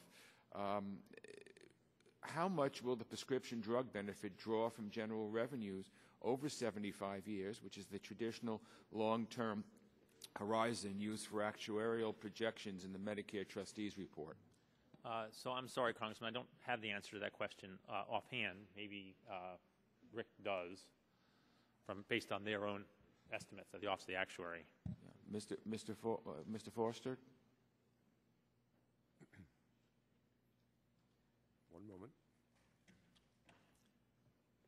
The present value of the general revenues for Part D over the 75-year period are estimated to be about $7.2 trillion. Thank you. $7.2 trillion. Based, as you said, on the most recent trustees report, the unfunded obligation is $7.2 trillion. Did the Medicare Modernization Act include other provisions increasing revenues or cutting spending that might come close to generating the resources to meet this $7.2 trillion obligation from general revenues? No, it was clearly a new expenditure for a new program. Yes, so the answer is no. I agree with that. CBO's net score for the Medicare Modernization Act was $394 billion, which included nearly $410 billion in new spending for the prescription drug benefit and only about $16 billion in offsetting savings over 10 years. This means the vast majority of the prescription drug benefits cost, $394 billion, over the first 10 years was added to the deficit. So my Republican friends seem to be saying, do as I say, not as I do. And I think one of my colleagues, I think it was one of my colleagues before, mentioned how the tax breaks for the rich and the estate tax breaks and everything else just keeps adding trillions and trillions and trillions of dollars to the deficit. And when my friends on the other side of the aisle were in control for 6 years, passing Medicare Part D, they didn't seem to care about the deficit then. But I guess, you know, whenever you have the newfound religion, it's great. But I think we also need to be consistent. Thank you, Mr. Chairman. I yield back. Gentleman's time has expired. Chair recognizes the gentleman from Georgia, Dr. Gingrey, for 5 minutes. Mr. Chairman, I thank you, and I think I'll use a little baseball analogy like my friend from New York. I think he said that in this double counting issue, when a player hits a home run, it's 1 run, and he also adds to his batting average. I would like to say that also when Casey strikes out, he loses and the team loses, and there's no joy in Mudville. And I would say in this particular case of the Obamacare bill, Obama being Casey and the team being the American people, Casey struck a big out, and the American people are suffering as a result. Mr. Foster, in the opening page of your testimony, you state that that it is the role of the CMS actuary, your role, to provide economic, actuarial, and other technical assistance to policymakers in the administration and Congress on an independent, objective, and nonpartisan basis. Is that correct? Yes, sir. 2 weeks ago, Assistant Secretary Greenlee was here stating before this committee and the department, she said the Department of Aging, of which she chairs, promised to work with you before moving forward on implementing the CLASS program.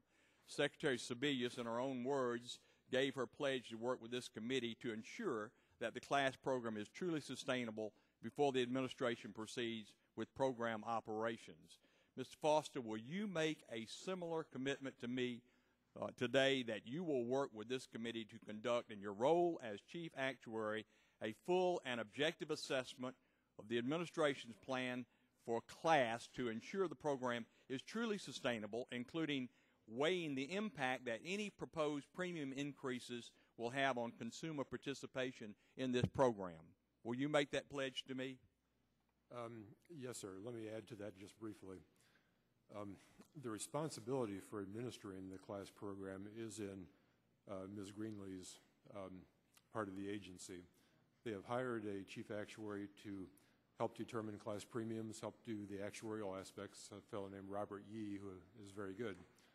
He has contacted me to want to run by us some of their thoughts, some of their efforts to make this workable. Well, let me quickly ask you. I need to move on to another question. Is it truly necessary to have another actuary doing that work for the CLASS program? Can you not, in your capacity as chief actuary for CMS, continue to do that same kind of work for the CLASS Act?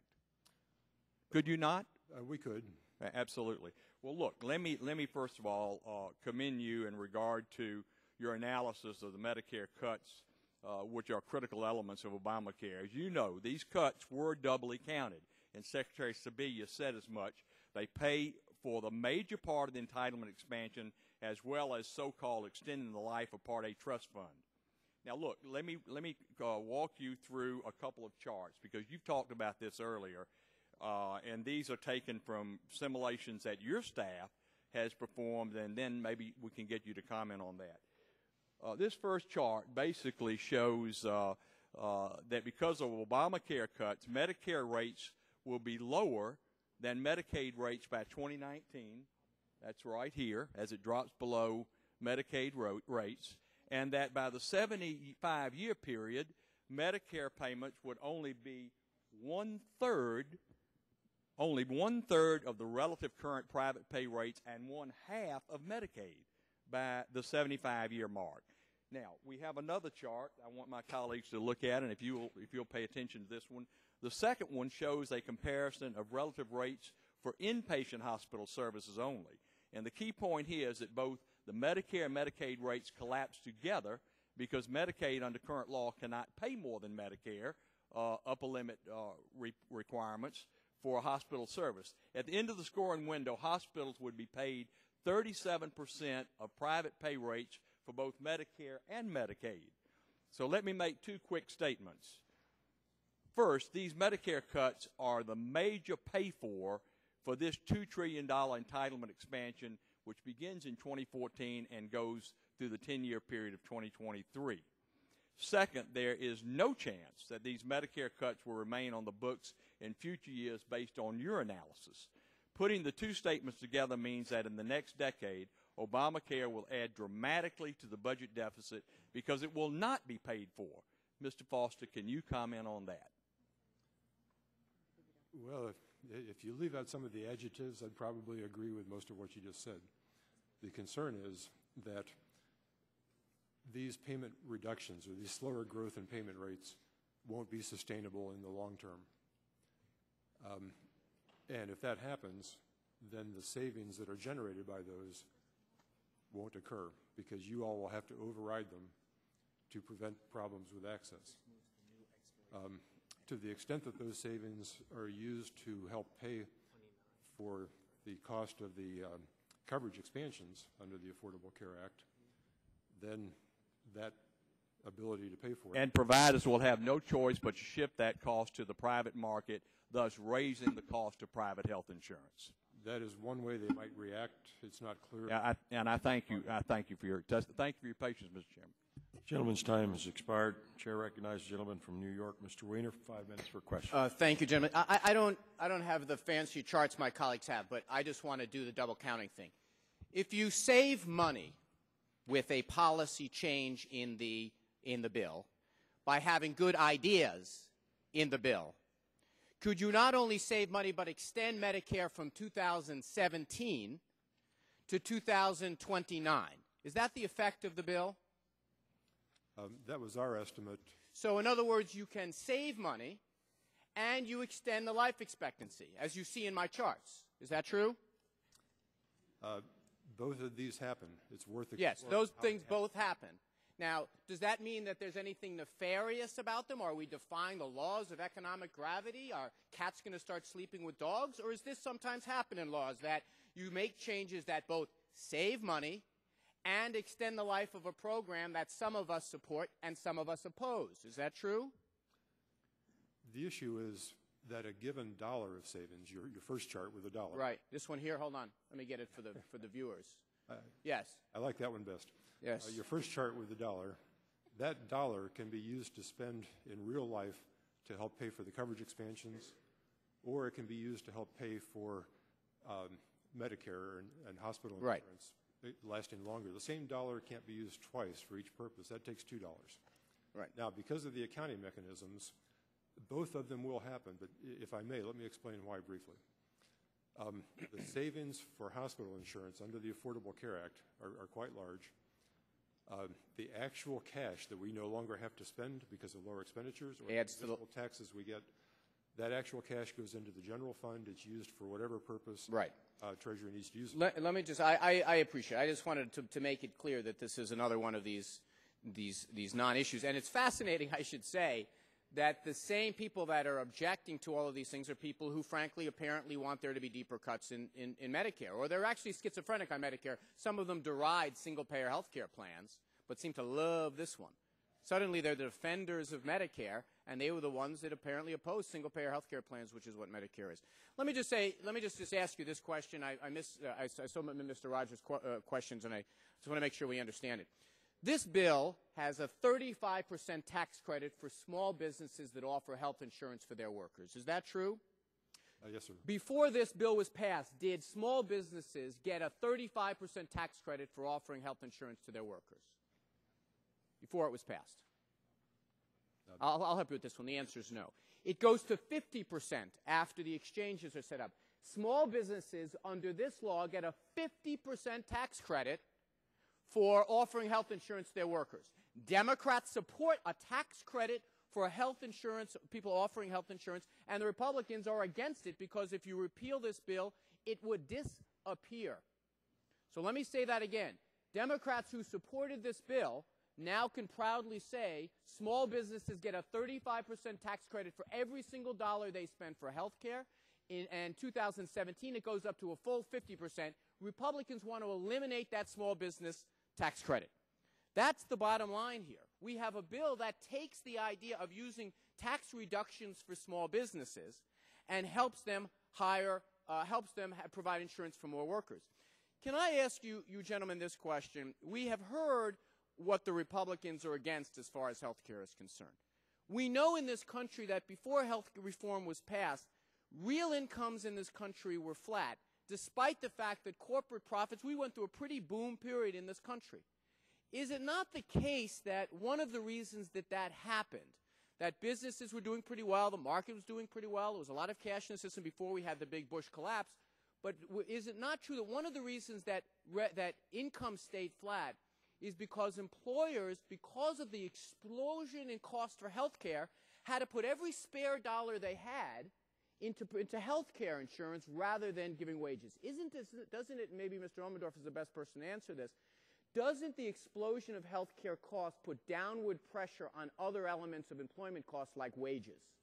Yes, it does, Congressman. So if you reduce the amount of health care costs or move that burden to a program that provides competition like an exchange, that lower burden on health care costs will mean that, at least in theory, employers will have the ability now to take some of that money and put it into wages. Is that not true, Mr. Elmendorf? If you reduce private health spending. Right, which of course is the goal that we all have. And Mr. Elmendorf, I don't know if you have this at your fingertips. Do you happen to know whether the health care offered by Medicare and by Medicare is more efficient, meaning having less overhead and profits than private insurance? Medicare has lower administrative costs than certainly the small group and non-group markets. And no profits, obviously. They take no money for profits. That's right. Thank you very much. Gentleman's time has expired. Chair recognizes the gentleman from Louisiana, Dr. Cassidy, for 5 minutes. Just a quick comment. Medicare also has potentially 10 to 20% of its receipts going out in fraud, so maybe there's something to be said for overhead. Mr. Elmendorf, Mr. Foster, I'm sorry. You mentioned how there may be different ways. Okay, so Dr. Gingrey showed how if we hit this cliff, Medicare and Medicaid payments to physicians and hospitals will decrease dramatically relative to private insurance. And you mentioned that there are different ways that they can compensate for that. Now, I have an article here from Milliman from 2008, which speaks about the hydraulic effect and how in the Milliman article, this is 2008, they estimate that,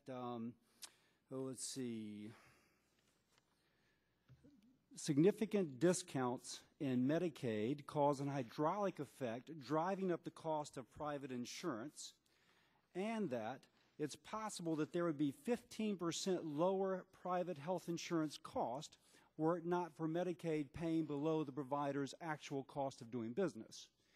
Now, it seems as if, knowing that there's a lot of things possible, but it seems most likely that this hydraulic effect will be exacerbated by this kind of cliff that we see with Medicaid and Medicare. Will you accept that? Yes, that is one reaction we would probably anticipate. So it's a probable. It's not just kind of maybe out there, but it's a probable. Yeah, I think history would say that's true. Congressman, can I just add, there are some conflicting forces, though, in this law. So there are reductions in Medicare payment rates. There are also some people who today or otherwise, without the law, would be uninsured, who would then be having health insurance. I will say that just reclaiming my time, Dr. Elmendorf, only because I have limited time, I think the experience in Massachusetts says that broadening access does not control cost. I think that argument has been effectively diminished. But if I can go back to Mr. Foster, not to be rude, but I just have limited time. Mr. Foster, the next thing to say is we know that in times past, and you may have even written this to the effect, that when there is a cliff in SGR, Congress will almost always, in fact, as always, increase that back up. Now, I guess my question for you is I think you do behavioral modifications. You look at a piece of legislation and you can see, wow, sure, this is the parameters given to us, but the contortions given to us do not reflect reality. There should be a codicil, if you will. There should be some addendum that says, you know, using behavioral health, we would discount the effective savings. It seems like you should have used that same methodology as regards this cliff that's going to affect Medicare and the resulting hydraulic effect upon private insurance rates, driving them up 15, maybe 25%. Any comments upon that? Well, it's actually an excellent point in terms of anticipating what kinds of reactions might happen. We do this where we have a good basis for it and where it affects, for example, the financial status of Medicare or estimating Medicare or Medicaid costs. We don't do it in every case. For example, if there is cost shifting by hospitals or other providers because their Medicare or Medicaid payments are inadequate and they should cost shift to private health insurance. Driving up the cost for the privately insured. What we're really saying, cost shifting, is driving up the cost. This bill, through its cost shifting mechanism, drives up the cost for the privately insured. Okay, continue. Yes, and there's some disagreement about to what extent that happens. It's hard to measure. But going back to my point, wouldn't it have been wise for you to discount the savings, given in mind that the behavioral aspect of Congress is to hold providers harmless on the SGR, as one example? Well, it depends on what you're measuring, sir. If you're measuring federal expenditures and Medicare saves money but private health insurance gets more expensive, that may not affect federal expenditures. Then that's a good point, because really you're only looking at federal spending. You don't, in a sense, you're by law required not to consider the fact that we're driving up costs for privately insured. Well, we also look at total national health expenditure. I saw that, and that rises. So even though the federal supposedly saves, the fact that there's national health expenditures that rise mean that somebody's eating it, and it's probably the states and the privately insured. I think I'm getting from you that you could have done behavioral intervention, but for whatever reason, your methodology, you chose not to do so. Not in this particular instance that you bring. Then let me go to the next point. Everybody's talking about, clearly, press reports said that the reason that this was offloaded upon the states is that it saved the federal government money, but clearly it's going to cost the states a heck of a lot of money. And so I have here a Lewin report, the impact of expenditures. Mr. Waxman, whom I have great respect for, spoken about adult conversation. According to this Lewin report, under this Obamacare bill, his state is going to have increased Medicaid expenditures of $4.8 billion over a 5-year period. Louisiana is going to be $1.5 billion. Texas is over $4 billion as well.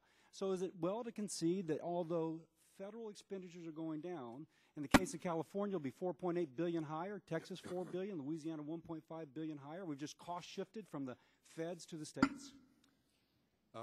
Most of what's in the bill goes the other way around. There are many provisions that reduce the state share of costs and increase the federal share. Overall, the state cost is not great. I've got specific estimates that we can provide for the record. So you would dispute the Lewin report? If I understood what they were saying correctly, I'd want to look at it carefully. Okay. I'll submit that to the record once I get a hard Gentleman's time's expired. Chair recognizes the gentleman from Ohio, Mr. Latta, for 5 minutes for questions.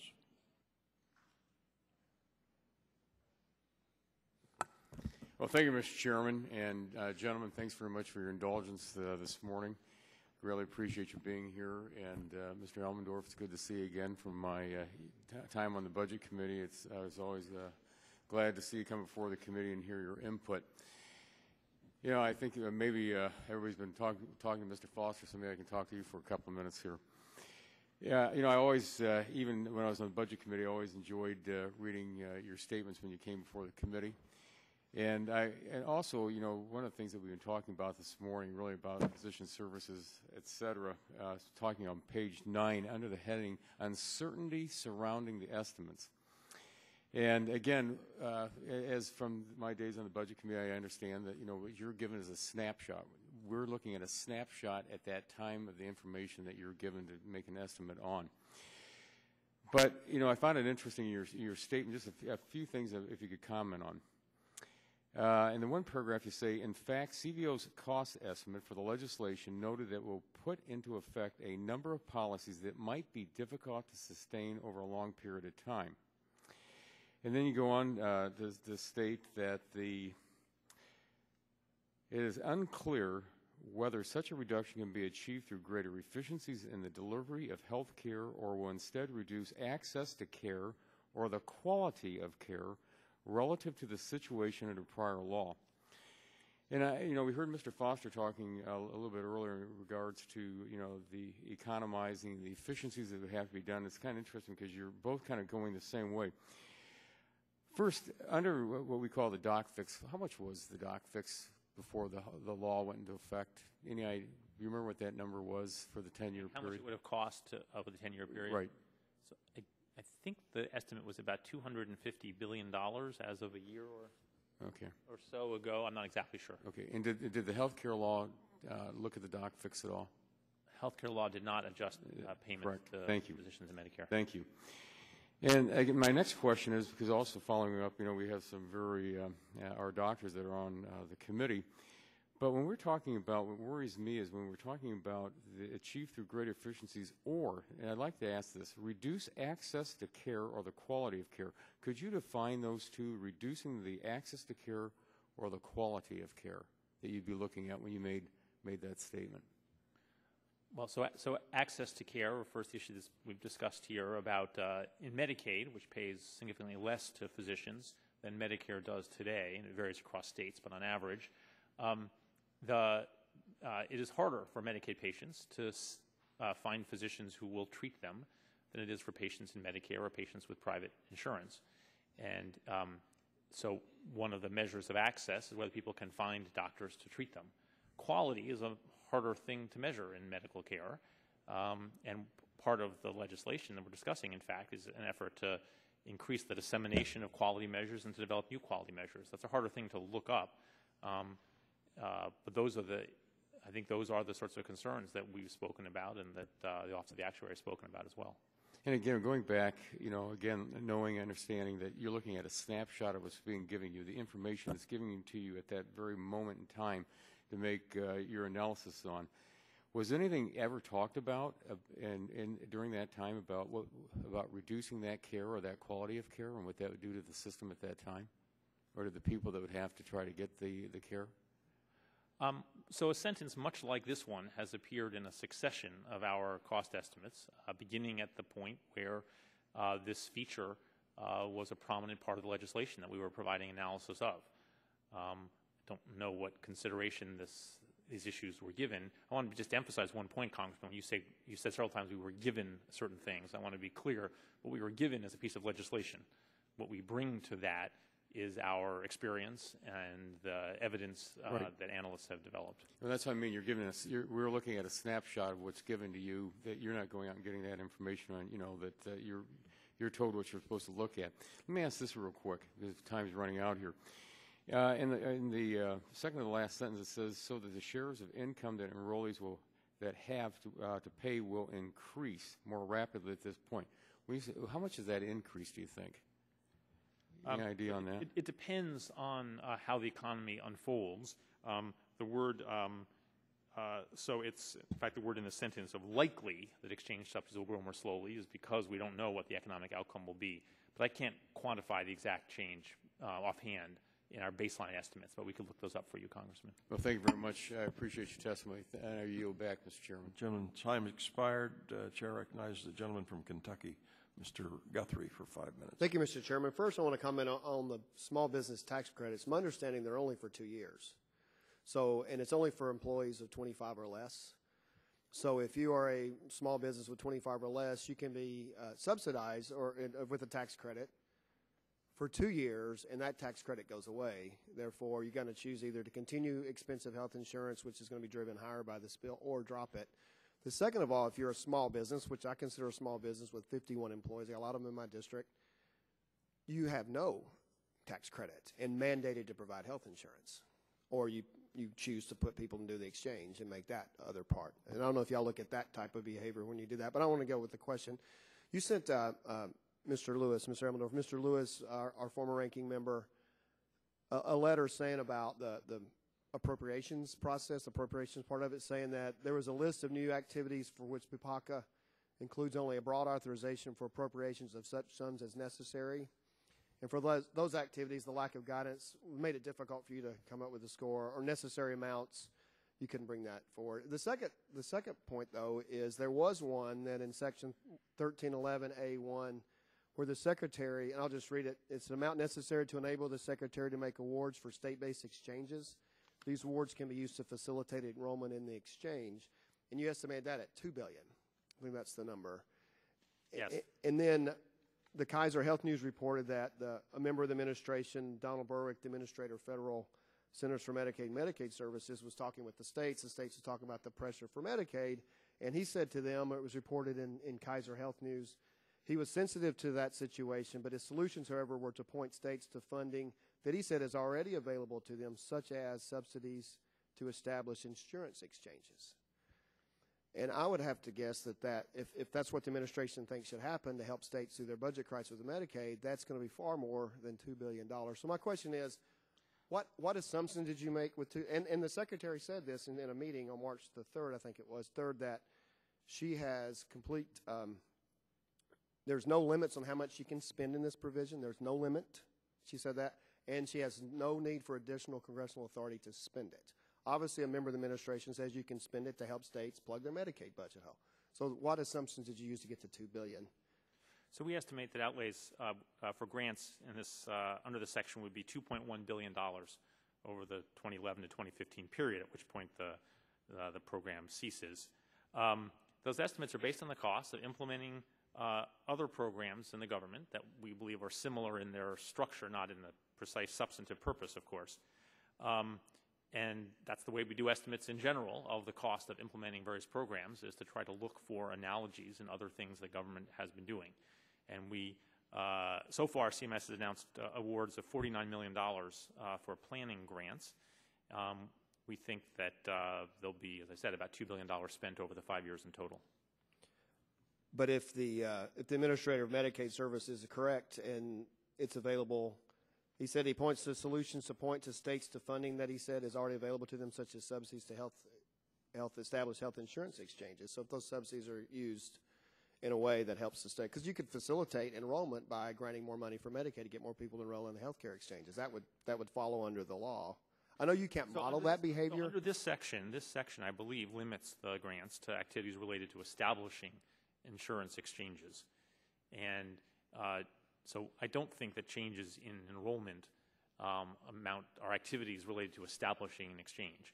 It's certainly the case that this $2.1 billion number might be too low. It might also be too high in our judgment. We think we've tried to put it in the middle of the distribution of possible outcomes. I understand what you had to do. You had to take what similar model. I understand your modeling requirements, but my point that I'm making, the people in administration are taking a far broader term than that. I know you have to use as you look at examples, but I think facilitate enrollment in the exchanges is a broad term, and obviously people in the administration seem to think that way. At least somebody at the very, somebody that should require Senate confirmation made that comment. So, but I would like to yield the last 30 seconds to my friend from Louisiana. Mr. Foster, I think that the issue is that in the aggregate there's less spending in states, but because New York is such a high-cost state, all the savings, frankly, come from New York and a few other states like that, Massachusetts. But if you take the people who are who are not eligible at less than 138% of federal poverty, and you move them up. That's why California, which has a lot of poverty, even though it has a high mean per capita income, it's going to be $4.8 billion from 2014 to 2019 in increased Medicaid expenditures. Again, does that seem reasonable to you that maybe New York is offsetting everybody else? I'm sure there are significant state-by-state variations in the net impact. We've only estimated the overall national, not the individual states. Okay. Thank you. All right. Thanks, gentlemen. Recognize gentleman from Vice Chairman for one follow-up. Thank you, Mr. Chairman. I appreciate the courtesy. Mr. Foster, in your prepared testimony, you say you're here today in your role as an independent technical advisor to Congress. Perhaps offline you can expound for us what triggers that role as different from the chief actuary to the Center for Medicare and Medicaid Services. And the reason I feel this is important, the reason I asked for the resolution of inquiry last year is what triggers that role. Now, we were in a sort of a rush to pass a year ago the Patient Protection Affordable Care Act, and I cannot escape the feeling that we were asked to vote on that bill before we had all of the data. So really my question to you is very simple. Do you feel we had the full picture March 23rd, 2010, or March 21st of 2010, when this vote was called on the floor of the House? In your role as an independent technical advisor to Congress, not as a chief actuary for Center for Medicare and Medicaid Services. Sure. In either role, I do the same thing, which is give you an honest answer to an honest question. What happened was the legislation was complicated. It took our team working on this some period of time, from the time we got the legislation until we could produce an estimate we were comfortable with. Now, were you able to convey to the Speaker of the House that information, that you did not have a figure that you were comfortable with prior to Congress taking a vote on something of this magnitude? The Speaker of the House did not ask us various members of the House and Senate did ask us from time to time, could we have something, could we have it prior to the vote that was scheduled. In, I think, all instances, we are not able to produce our estimates to complete them before the vote actually occurred. Now, our goal was to do that, but it was too hard within the time available. But it's not like the train was going to run off the railroad bridge if the vote didn't happen on March 21st. We could have voted on April 21st, could we have not? And had time for your independent technical advice? If the vote were delayed, clearly, yes, that in retrospect, you think Congress would have benefited from having your opinion on the cost of this legislation? Oh, on a good day, I think our advice is useful. Well, all right. The ranking member has a follow-up question. Mr. Waxman. Mr. Foster, no one delayed you from getting your estimate. You just weren't able to get the estimate in the time you had hoped. Is that correct? Well, that's correct. I mean, for CBO and Doug, you got the legislation early on because nobody wanted to finalize it without knowing the effects. We never got the legislation until it was announced publicly. We could only start at that point to do our work, so we were constantly behind you. And did you ever give a final estimate of the actual bill that's passed the Congress? Yes, sir, on April 22nd. Okay. Were you prevented from giving the Congress all the information it should have had on when the Medicare prescription drug bill was voted on in the House? There were 2 or 3 instances where we gave the information to the head of the agency who did not pass it on. That was investigated by OIG and GAO. The legal opinions that came out of that indicated, in my opinion, that we, in fact, have the right to serve independently on your behalf. And ever since those legal opinions came out, we have delivered responses to your requests directly. But at the time we were voting on the prescription drug bill, you didn't have that opinion that would allow you to communicate with us directly, and therefore you did not communicate with us directly in the Congress. Not in every case. We tried our best, but it was a difficult circumstance. Well, the distinction I would make for the benefit of my colleague is that in that instance, the Republican administration stopped the information or tried to prevent the information from coming to Congress. No one in the Congress or the administration tried to stop you from communicating your best judgments on the estimates for this health care bill. Is that a correct statement? That's correct. Thank you. All right. The chair thanks the gentleman, and that concludes the round of questioning for the first panel. Members who have other questions will submit them in writing. We ask the witnesses to respond promptly to those. The chair thanks the first panel, and now... Mr. Chairman, before we go to the second panel, may I ask a parliamentary inquiry? Yes, the gentleman stated his parliamentary inquiry. We have I'm not objecting to this witness testifying, but we have Mr. Holtz-Eakin testifying. He's associated with American Action Forum. We don't know where they get their funding. That's not disclosed. We don't know if they get any government grants because their funding has not been disclosed. There is a rule that says that we'll have truth in testimony, and when a witness testifies, they have to disclose some information about funding. Mr. Holtz-Eakin has maintained that he is testifying as an individual and not representing his group. So my inquiry to you is, what is the standard that we have? When can we have a witness come before us and be able to just say they're going to testify as an individual and not have to make the disclosure that they would otherwise be required to make? What standard should we have consider for the future? Gentlemen will suspend. If the chair would want to get further inquiry and put on the record, that would be helpful to us. I'm not asking for an immediate answer, but it seems to me we need to have a standard that we all understand, because some witnesses are required to give disclosures, and evidently Mr. Holtz-Eakin is not required to give a disclosure. So because he's testifying as an individual, when do we let people testify as an individual and therefore not make disclosures? And what circumstances do we require those disclosures? I just want us to know the policy. You don't have to do it off the top of your hat, but I think we ought to make it clear. The chair will be happy to respond after talking to counsel and make it a part of the record. Thank you very much. Can I ask a question?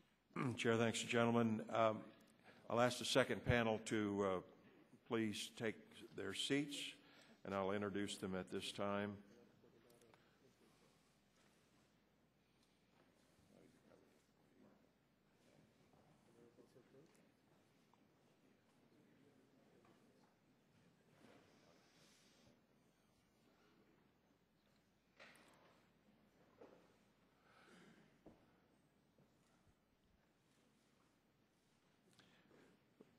We will now hear from the second panel with their opening statements. We'll hear first from Douglas Holtz-Eakin. Mr. Holtz-Eakin is an economist by training.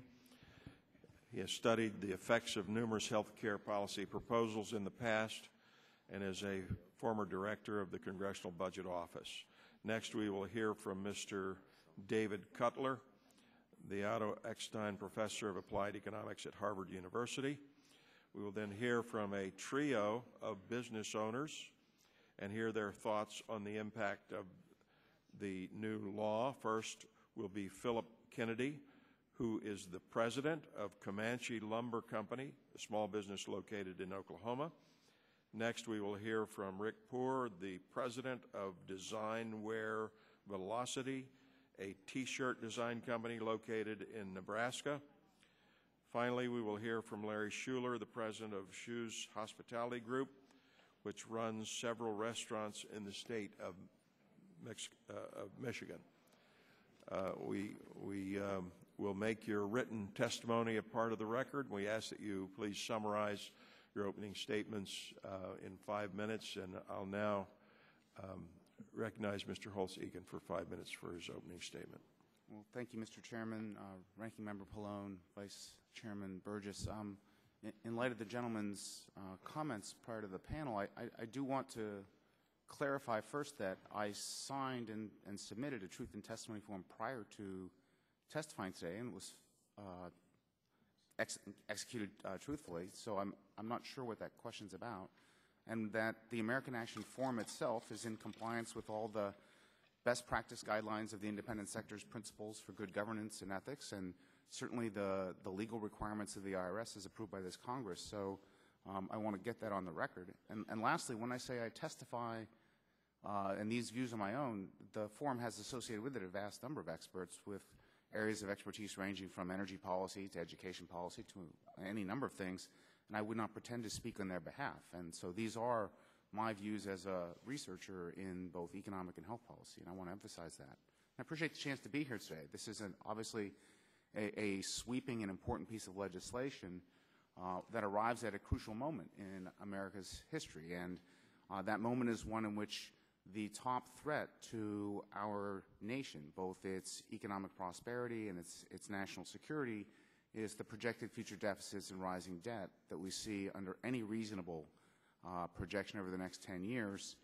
My reading of the evidence and what I lay out in my testimony is that if one wishes to produce simultaneously rapid economic growth, which I believe is an imperative given the large number of Americans who are out of work and the resources we will need to meet all our public and private demands, and bring the fiscal situation under control, one needs to follow the successes around the globe. And those successes are characterized by keeping taxes low and cutting government spending, in particular government payrolls and transfer programs, the kinds of spending that need to be cut. And from that perspective, the Affordable Care Act goes in exactly the wrong direction. It raises $700 billion in new taxes over the next 10 years and has $1 trillion in new transfer spending and would continue past that. And indeed, the more general point is that those deficits and debt represent a huge impediment to economic growth. They are a promise of higher future taxes or higher fewer interest rates or both, or in worst case scenarios, a financial crisis reminiscent of 2008. And I believe it's a mistake at this point in time to enact something like the Affordable Care Act, which in my view will make our fiscal situation worse, not better. It is past common sense to believe that you can set up two new entitlement spending programs that grow at 8% a year as far as the eye can see, that's the CBO growth rates, tax revenues won't grow that fast, the economy won't grow that fast, and increasing new entitlement spending as a result will make our budget problems worse, not better.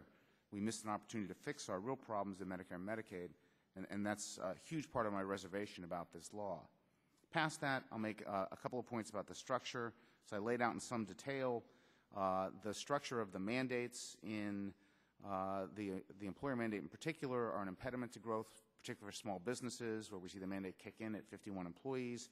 And because of the nature of the phase-outs, if you hire a higher quality labor force, you get subject to greater costs. The insurance market reforms themselves, covering more benefits, will make premiums more expensive. The variety of insurer fees, taxes on medical devices and other things will raise premiums, not lower them. That will compete with other resources that could be used for hiring or increasing wages and will hurt labor market performance. And many of the new taxes, in particular the 3.8% surtax on net investment income, are of exactly the same character we've seen in recent debates over broader tax policy. They will affect small businesses taxed as pass-through entities through the individual income tax, and as a result, something like $1 trillion of business income, which is reported on individual taxes, will be subject to higher tax rates and hurt economic performance. And so, as I tried to lay out fairly carefully in my written submission, the Affordable Care Act has costs that at this point in time I view as unwise for this country. It expands deficits, it imposes new impediments to firm-level growth, and more broadly represents bad economic policy at a time when we need to put a premium on growing faster as a nation. Thank you and look forward to your questions. Chair, thanks, gentlemen. Recognize Mr. Cutler for 5 minutes. Mr. Chairman, Mr. Pallone, and members of the committee, I appreciate the invitation to appear before you today. The high level and rapid growth of medical spending in the United States is an enormous policy challenge, and understanding how the Affordable Care Act will affect that is extremely important. As we consider that, there are two principles that I think ought to guide that discussion. First, we need to eliminate wasteful spending, not valuable spending, so we need to be careful about how we cut. Second, we need to reduce the overall level of spending, not simply shift costs from one payer to another. Many proposals would shift costs around without reducing the overall level of spending. The key question is finding areas where we can accomplish both of those goals, where we can both reduce wasteful spending and not just shift costs. The health policy literature suggests there are three areas where that is possible. One is by improving the management of acute and post-acute care for patients who are very sick and who receive more care than almost all physicians believe is necessary. Second is greater attention to prevention, where we spend a good deal of additional money by not having prevented disease. And third is reducing excessive administrative spending, which takes anywhere from 10 to 15% of medical care costs without bringing any commensurate benefits.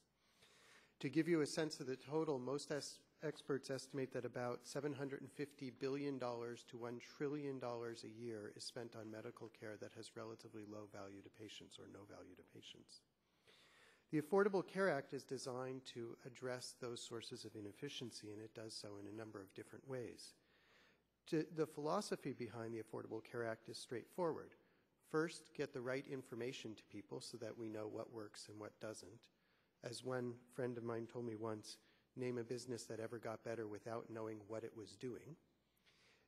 One considers this it's important to note that the high-tech provisions of the American Recovery and Reinvestment Act of 2009 are centrally linked to those of the Affordable Care Act because they create the foundation for learning that information. Second, you need to reward doing the right thing, not doing too much, not doing too little, but doing the right amount. Physicians are frustrated not because they cannot treat individual patients, which they can, but because they know the system sends them off in directions that are counterproductive, that the only way to earn enough to keep their practice in business is to do more, to do things that are uncoordinated because coordination has expenses but no revenues, and to not focus on prevention. The Affordable Care Act affects these incentives in a number of ways, including direct payment innovations such as higher reimbursement for preventive care services, bundled payments for acute and post-acute medical services, shared savings or capitation payments for accountable provider groups that assume responsibility for a continuum of patients' care, pay for performance incentives for Medicare providers, increased funding for comparative effectiveness research, an independent payment advisory board, and an innovation center in the Center for Medicare and Medicaid Services to test and disseminate new care models, an excise tax on high-cost insurance plans to provide incentives to reduce wasteful spending there, increased emphasis on wellness and prevention. This set of policy reforms, I should note, is neither a Democratic list nor a Republican list. It draws on both sides of the spectrum. Former CMS or HCFA administrators from both Democratic and Republican administrations stress these as the single most important steps we can take to reduce the amount of inefficient medical spending in the United States. In addition, in very little notice provisions, the Affordable Care Act takes a major step to reduce burdensome administrative practices, particularly sections 1104 and 10909 lay the foundation for reducing administrative burden, which I believe could be reduced by half, and save the American people approximately 10% of medical spending simply by getting rid of administrative costs, not services that are no longer needed. The effect of these changes on medical spending, on federal and state budgets, and on job growth are profound. I estimate that when we are able to do this, the Affordable Care Act will reduce national medical spending by over $500 billion in the next decade, will reduce the federal budget deficit by over $400 billion, and lead to the creation of 250,000 to 400,000 jobs annually. The urgent need is for this Congress and the administration to work together on these ideas that are neither Democratic nor Republican ideas, but they're ideas that come from across the spectrum of thinkers and people in the healthcare sector, to work together to ensure that the Affordable Care Act is as successful as it can be. Thank you again for the opportunity to be here, and I look forward to answering any questions you might have. The gentleman's time's expired. Chair thanks the gentleman and recognize Mr. Kennedy for 5 minutes. Chairman Pitts, Ranking Member Pallone, and distinguished members of the subcommittee, thank you for inviting me to testify before you today on the effects of this complex and erroneous reform will have on my business. My name is Phil Kennedy, and I own Comanche Lumber Company Incorporated, located in Lawton, Oklahoma. I'm here to speak to you on behalf of the U.S. Chamber of Commerce today. My family began operating Comanche Lumber Company in 1967. As Lawton grew, so did Comanche Lumber Company, eventually adding flooring and decorating products. What began as a simple lumber yard almost 44 years ago has become one of Southwest Oklahoma's leading building material retailers. Today, we remain independently owned and operated and a strong member and supporter of the Lawton community. However, the past few years have been difficult. As I wade through the new health care law, I began to grasp the mandates and their bearing on my business. I am deeply concerned about the future of my family's business. We have roughly 50 full-time employees, sometimes more, sometimes less, depending on the time of the year, because the bulk of our business occurs in the spring and summer months. Comanche currently offers a generous health plan to our employees. Over half of us take advantage of this coverage, including me. Comanche pays approximately 50% of the premiums for our employees and offers two different high-deductible plan options, one with a $1,500 deductible and another more comprehensive plan with a lower $1,000 deductible. Fortunately, we've been able to get good rates because Oklahoma has good free market laws that encourage competition among insurance companies for my business. However, premiums have been climbing. In order to prevent large increases, we have had to make tough choices, which have included increasing our plan's deductibles and implementing a more tiered prescription drug plan. I understand the new law includes a number of new insurance rules billed as patient protections, which require free preventative services and place restrictions on annual and lifetime limits, among other things. While these new services may sound nice, we must realize they are not free. Instead, these new mandates will help hamper the flexibility to modify plans designs and restrict premium growth. Even with the flexibility we had over the past 2 years, our premiums have increased roughly 30%. There are many other aspects of the law that will increase Comanche's premiums, including numerous taxes on health industries, including taxes on medical devices, prescription drugs, and small business health insurance that will be passed on to me and my employees in the form of higher premiums. While these new insurance rules and taxes are problematic, their impact pales in comparison to what will happen when the new mandates kick in. Beginning in January 2014, businesses with 50 or more employees will be punished with fines if they don't offer a certain level of coverage. Even more troubling is the fact that businesses that offer a qualified plan that might still be fined just as much. It is ironic that the fine for businesses that doesn't offer coverage is $2,000 per employee, while the fine for a business that does offer coverage is $3,000 per employee. plus the cost they're paying for coverage. Considering that Comanche's profits are about 1%, I'm sure you can see how these fines would dramatically impact our business. It appears that to avoid these fines, I can either reduce my staff to less than 50 full-time employees or consider alternative staffing like employing part-time workers or outsourcing. I can't imagine why a law would incent these actions at a time when our economy is struggling to recover from such a terrible recession. But as a business owner, my job is to protect the business, keep the doors open, and sell building materials. I hope I will not have to seriously consider these choices, but the health care law may enforce my hand as well as that as many other small business people. Small business owners were hopeful that health care reform would rein in health care costs and bend the so-called cost curve down. However, looking through the bill, I don't see any real medical liability reform other than the vague acknowledgement that says states should be encouraged to develop and test alternatives. It seems to me that if we really want to address rising costs, medical liability reform should be tackled head-on. We need to fix the existing civil litigation system instead of merely saying it needs to be fixed. Real health reform would include ideas like this. Instead, the law just taxes, subsidizes, and dramatically increases my paperwork burdens by provisions such as the 1099 reporting.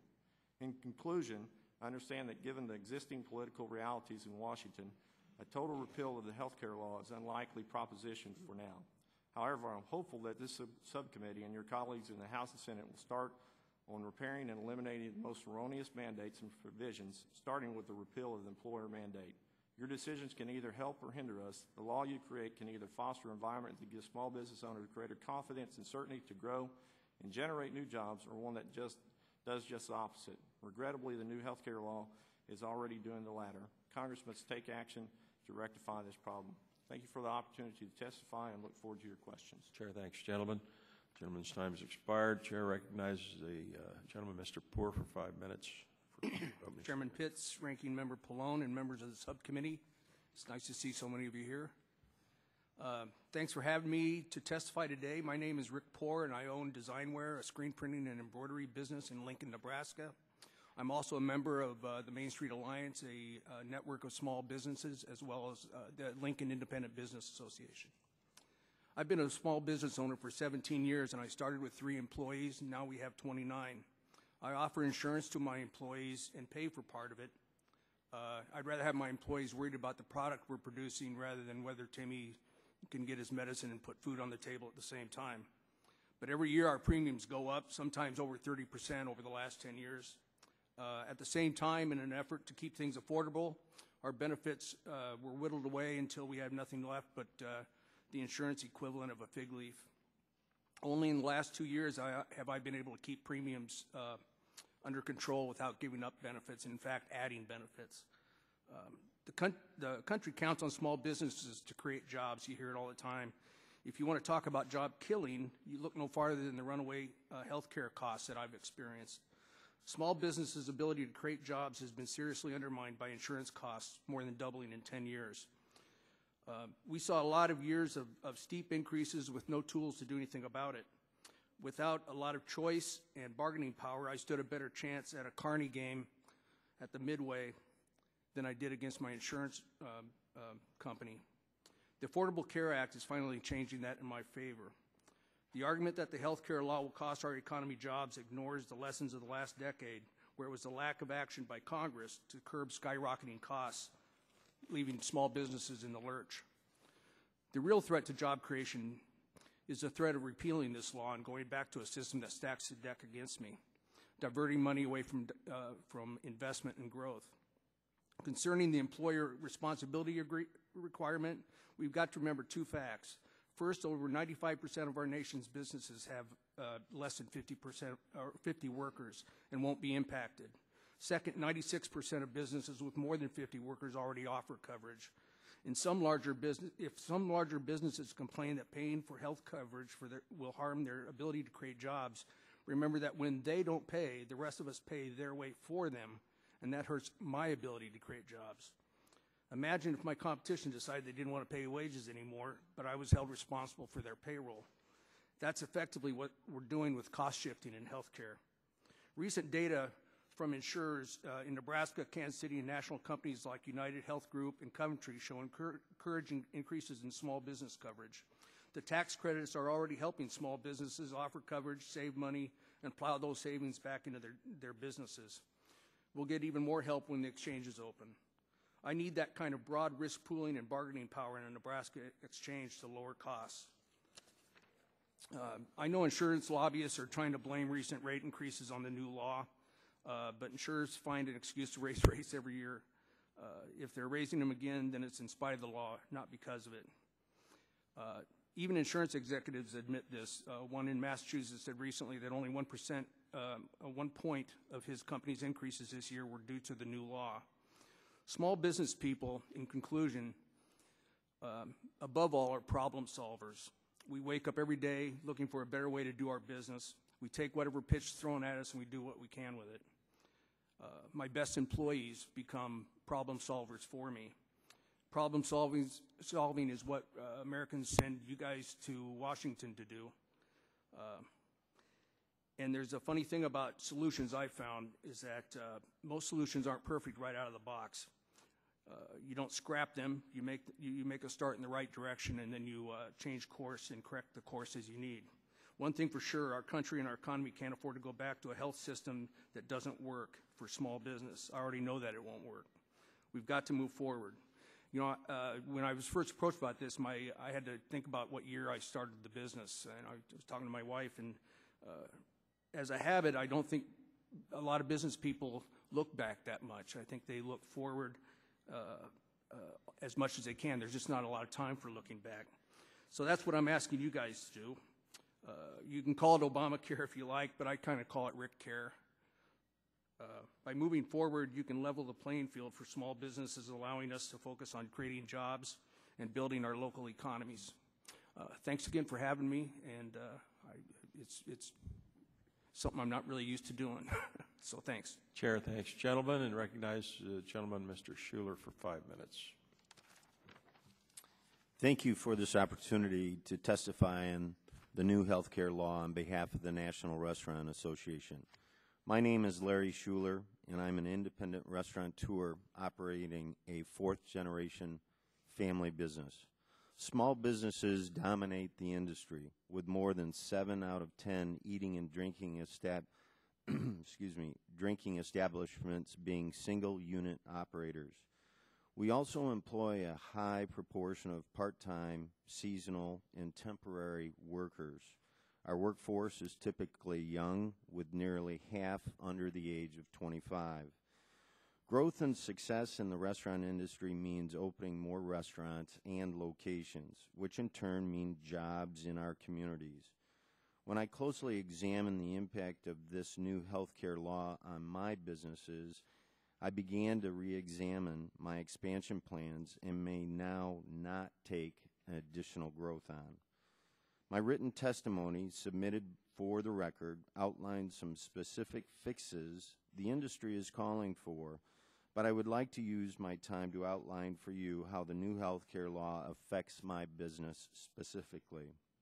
My businesses are typical of many restaurants in our industry. We have a large group of seasonal employees that include a number of college students, some who work seasonally for us multiple times per year. We are very close to the 50 full-time equivalent worker threshold.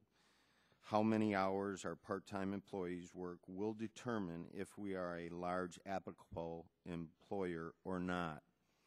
What this means for my restaurants and our employees that depending on the time of year and the number of hours worked by our team, we could be considered a large applicable employer and subject to the most stringent employer mandates in the law some months, but not in others. In addition, our employees could be full-time employees 1 month and part-time employees the next. Using our 2010 employment numbers, the calculations for our largest location would put us over the 50 full-time equivalent threshold. In 2010, on the average, we employed 33 full-time employees and 26 full-time equivalents working part-time hours, for a total of 59 full-time equivalents that place us over the threshold and subject to the coverage and penalty requirements of the law. We employed 24 seasonal part-time employees and 5 seasonal full-time employees as well, for a total of 38 full-time employees to whom we would be required to offer coverage under the new law as a large employer. Should all 38 employees opt into the coverage, we would see a 282% cost increase to the business over current premiums from $2,067 monthly dollars or $24,808 annually today to $7,892 a month or $94,669 annually. If we chose not to offer coverage at all, we would pay an average of $1,375 monthly or $16,500 annually in penalties. The penalties would be less than that what we are paying for health care now. Faced with these very large increases in coverage costs, which do not take into consideration the likely premium increases, it will be extremely difficult for us to absorb these costs and continue offering coverage. We cannot raise menu prices high enough to cover these costs, and to do so would drive away customers who are just beginning to return to our tables. Our only option would be to closely manage our workforce hours to be able to eliminate 10 full-time equivalents from our staff and remain below the 50 full-time equivalent large employer threshold. The industry will begin to closely manage employees' hours to 29 or less. In practice, it will mean a larger employee base, working less hours, no more than 25 hours to avoid bumping into the cap, and an increase in labor and training costs. For the employees, it will mean the need to get a second and third job to make up the lost hours and thus income. Another issue that impacts my situation is the lack of consistency in compliance timelines. The new law allows for a maximum waiting period of 90 days before coverage must be offered or an employer is considered as not offering coverage. However, a seasonal employee is defined as working 120 days or less. The new law requires that a large applicable employer offer seasonal employees who work full-time coverage. One of my businesses is strictly seasonal, open 107 days a year from the week before Memorial Day weekend until the week after Labor Day weekend. In 2014, I will be required to offer my seasonal full-time employees coverage from day 91 through day 107, or pay the penalty for that month on each of them for not offering coverage. Could you, without legislation change, I would probably shorten the number of days. I would thank you again for the opportunity to testify today on the true cost of new health care law and its negative impact on the jobs of the restaurant industry and my business in particular. I look forward to addressing your questions. Chair, thanks to gentlemen. I thank the panel for your opening statements. I'll now begin the questioning, recognize myself for 5 minutes, and I'll start with you, Mr. Schuler. You mentioned you're considering closing your seasonal operation for a couple of weeks in order to avoid some of PPACA's requirements. You may continue to elaborate further on that. Thank you.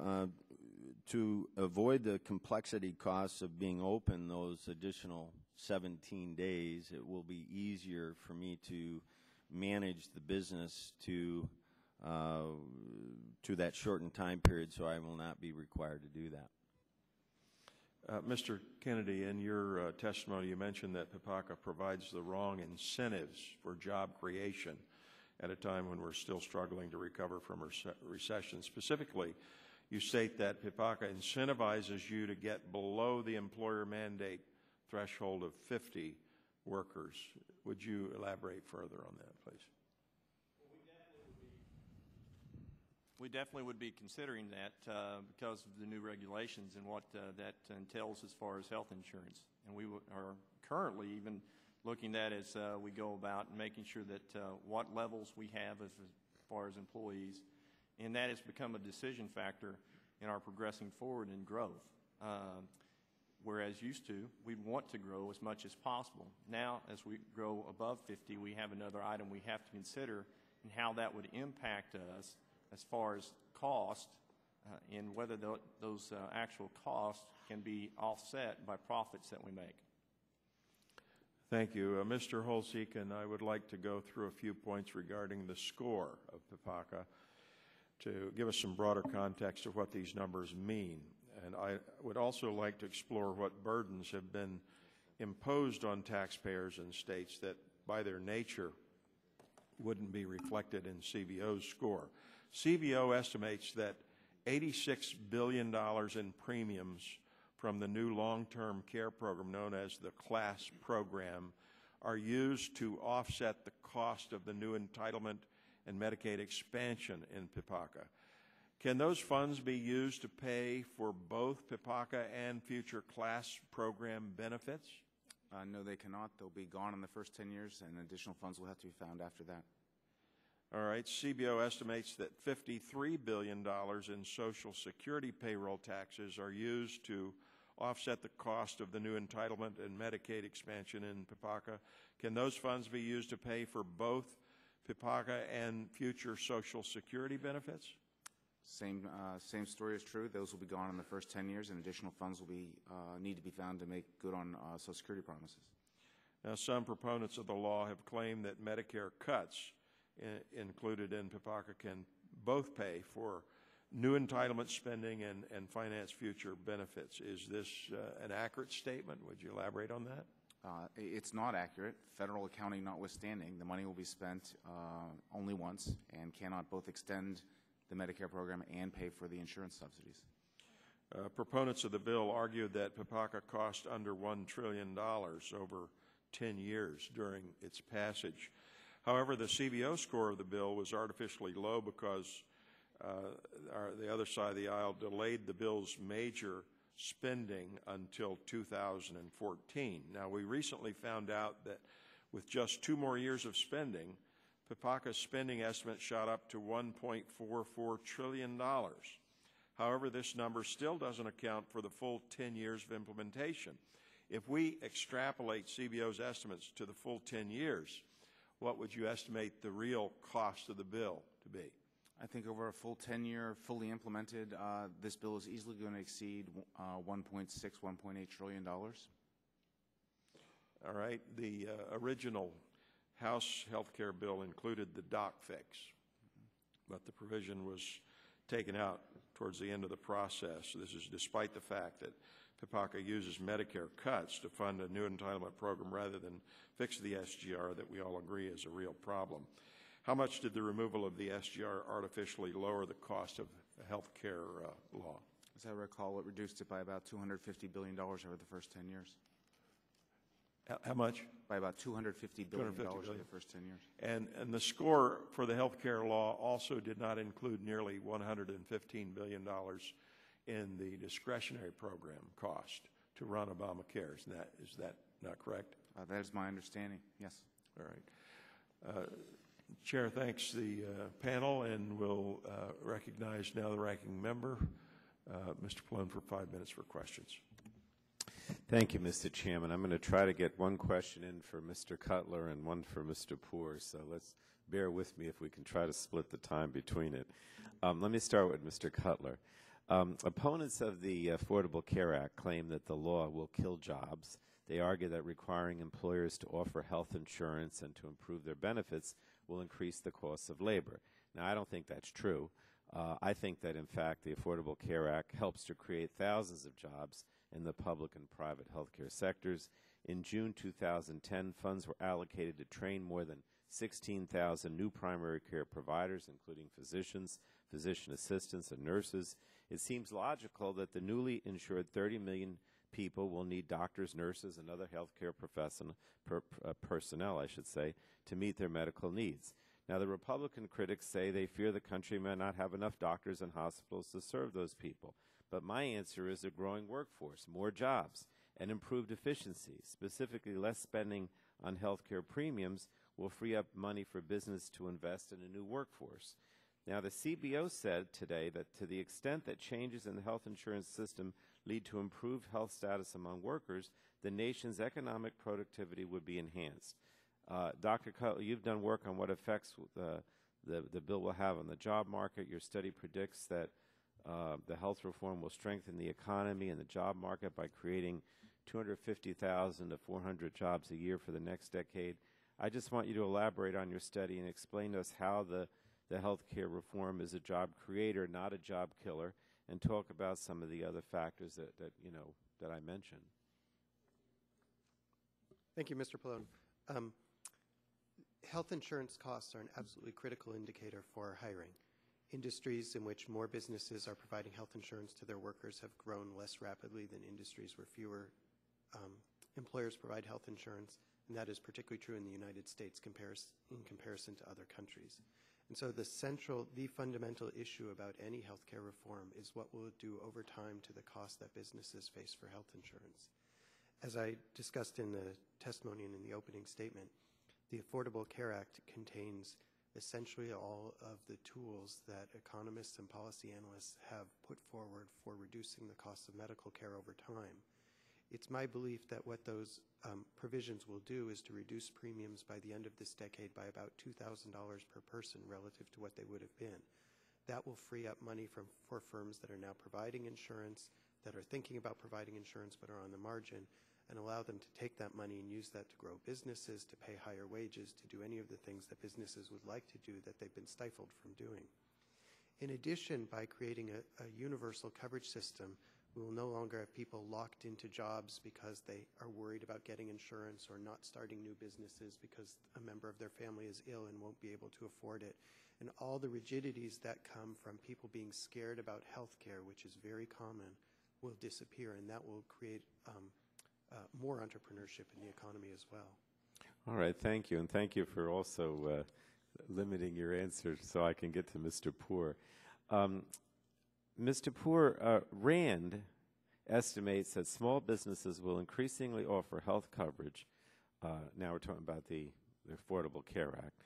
RAND estimates that small businesses will increasingly offer health coverage because they will have the same purchasing power as large employers, as well as access to more choices.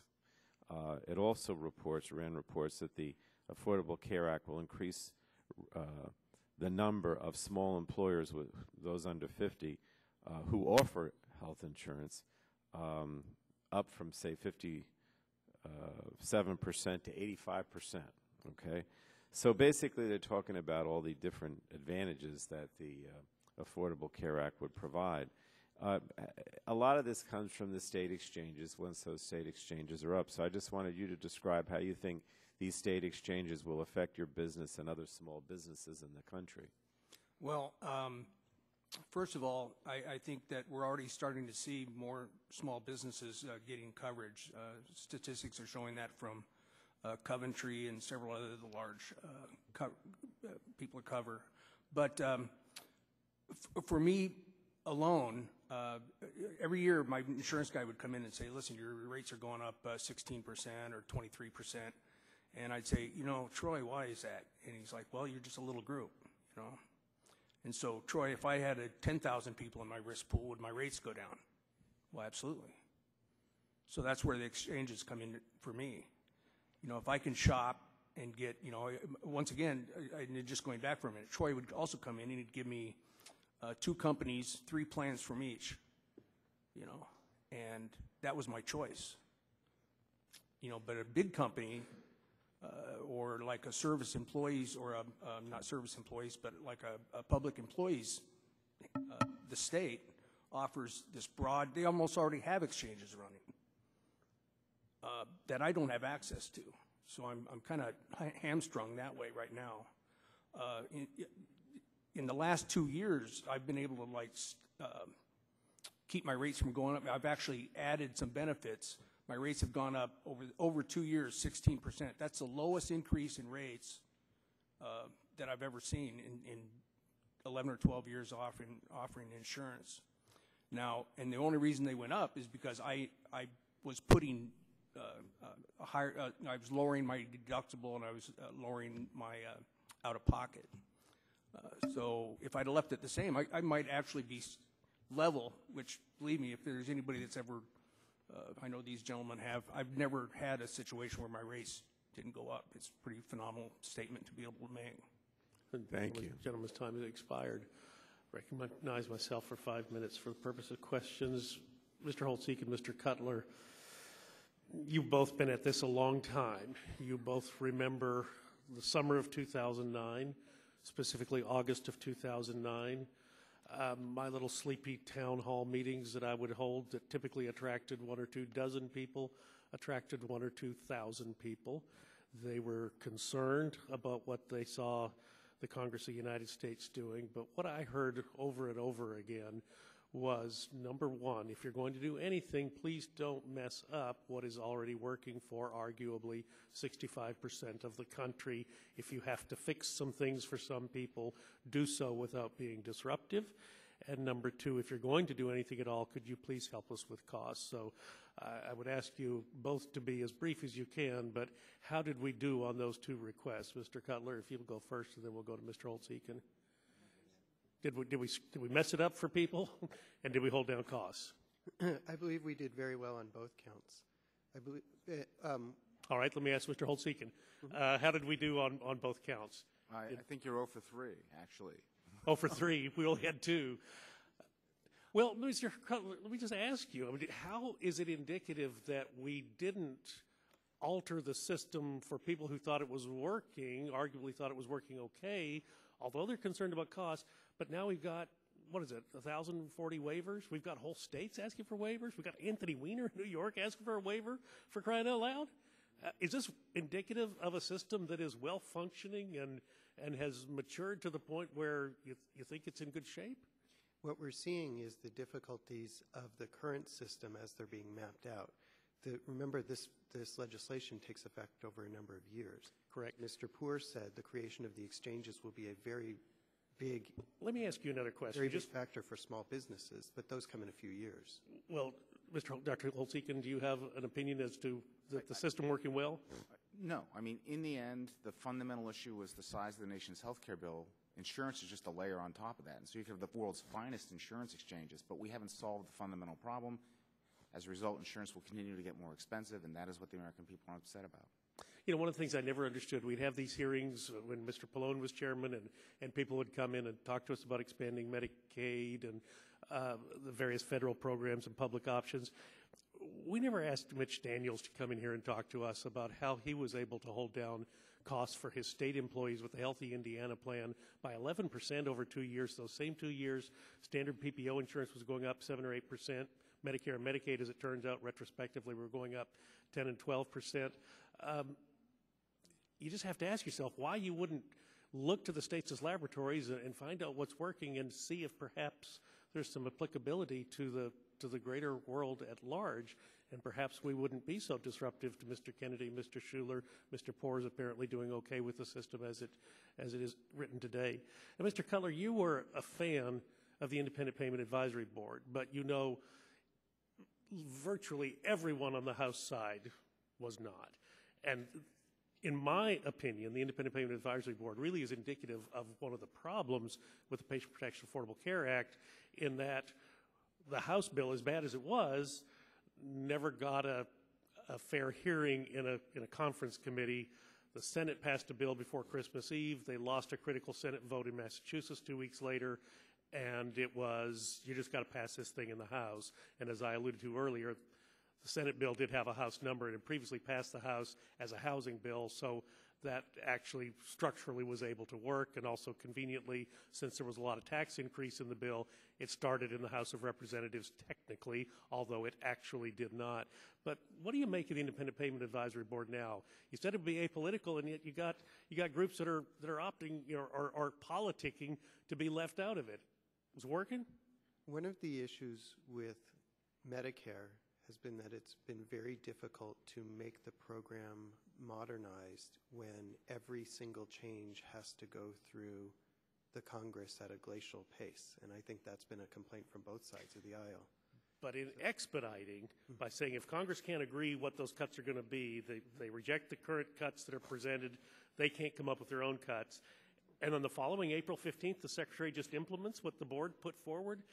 I don't know. That's giving up a lot of constitutional authority that I think many of us, at least on the Republican side, have problems with, and I rather suspect our friends on the Democratic side of the dais had difficulty as well. Cost shifting, yes, the uninsured, Dr. Holtz-Eakin, caused some cost shifting, but what about the cost shifting from Medicare and Medicaid, and what did we do with the vast expansion of Medicaid into the Affordable Care Act? Are those people going to have a doctor, or are they still going to show up the same emergency room they've always gone to? I think, CMS Actuary Foster evinced some concern about the future in Medicare about access to providers, given the cost shifting that goes on there, 70 cents on the dollar relative to private payers.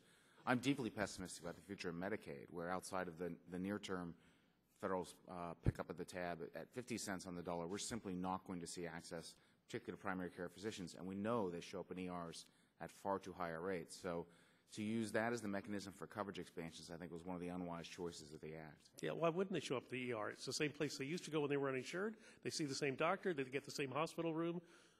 In fact, many will not even sign up for Medicaid because why go to the bother? It's what I've always done is go to the emergency room and get the care. My time's expired. I'll recognize the gentleman from Louisiana, Dr. Cassidy. 5 minutes. We in Louisiana have great affection for Bo Pelini. I wish you all the best in the Big Ten. It's been great. As long as you don't play LSU, we're rooting for you, buddy. It's been great. He's a great guy. Listen, how many employees do you have? 29. As I read this bill, if you have 25 employees or less, average income of $25,000, you get a 50% tax credit. I should fire 4 of them. And if you lose 4 of them by whatever reason, would you go back up to 29 and lose this tax? Absolutely. I can't do the business I've got right now. Okay, that's good. Others tell me differently, but thank you for that response. Mr. Cutler, and if you're a PhD, I apologize. It didn't indicate.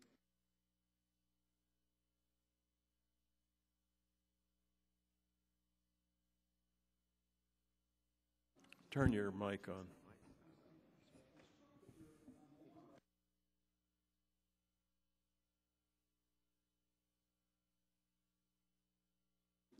And yet earlier when I was speaking with Mr. Foster, he accepted the premise of that 2008, I think, Milliman article, that there is an hydraulic effect, particularly as we see the Gingrey chart, where there's this cliff, and there's going to be this inevitable increase. In fact, I'm struck in Nebraska, they're estimating that in 2014 to 2019, there'll be $189 million increased dollars spent on Medicaid in Nebraska. So undoubtedly an increased tax burden. You just disregard that. I'm not quite sure why. Thank you for the question. What we've seen in the past few years in both Medicare, Medicaid, and private insurance is that the number of services people receive goes up, and as a result, governments and private insurers lower the rates that they pay. What will work in the healthcare system is to run that in reverse, to figure out which services are not worth. So you're postulating that we're going to become more efficient in delivery of care. More efficient. And even though we're taking out, according to that cliff, we're going to pay physicians 31% less than they're currently receive, somehow we're going to be held harmless. Our best guess of most experts is that at least 1/3 of medical spending is completely wasteful, and the answer. Now, I'm struck as well, just because we're short of time, I don't mean to be rude. Obviously, if we could pick out that 1/3, wouldn't it be great? It's just so hard to pick out that 1/3. I'm a practicing physician. I still see patients. It's that 1/3 that's critical. Eye of the beholder, if you will. Do you see accountable care organizations as being one of the mechanisms by which we squeeze out this waste? I do believe that is one of the mechanisms. Now, I'm struck that there is an article published, frankly, last week in the New England Journal of Medicine, and in which these people look at the accountable care organization and says that basically, looking at the CMS demonstration project, which was structured, frankly, to find a positive result, and indeed they found that over 3 years they all lost money. 8 of the 10 in physician groups in the demonstration did not receive any shared savings in the first year. In the second year, 6 of 10 did not. In the third, half of the participants were still not eligible, and they point out that these were structured, these were already existing groups. They had gamed the system to have a positive result. They all lose money over the first 3 years. I don't see these ACOs as this huge efficiency generating cost savings. This article suggests not. Why do you hold that position? What we know is that some organizations are able to do extremely well including if you look at, say, the Mayo Clinic or the Cleveland Clinic or Geisinger Healthcare. Which I think were included here. Certainly Geisinger was. No, those tended not to be in those organizations. Most of the demonstrations were not there. So those organizations have figured out how to improve the quality of care and save money. Other organizations are still learning how. The failures are generally because they don't have the right information systems in place, because they still work off a fee-for-service payment basis, and so the doctors still know that doing more is the way you earn more, or because they haven't figured out how to efficiently manage the practices that are involved. Excuse me, I'm not seeing the list of people here, but I actually think it has groups that were well established. And so, but I do think I'm taking from you that what you're arguing is a theoretical benefit, nothing that has been actually demonstrated. If you will, it is the hope by and by, but it is not the experience currently.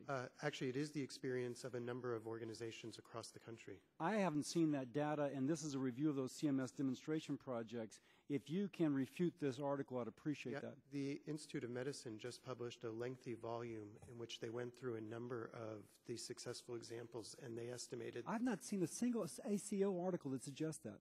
But please forward that. I will indeed. Secondly, regarding preventive services, again, I'm a physician. Preventive services have never been shown to save money unless it's immunizations or maybe the management of obesity by increasing premiums for those who don't lose weight.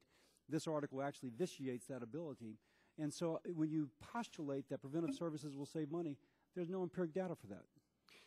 There are different kinds of preventive services. The ones which clearly save money are, for example, tertiary prevention. That is, someone's in the hospital with congestive heart failure or COPD. We know that if you visit them if a nurse visits them within a couple of days after the hospital, they're less likely to be readmitted in the hospital.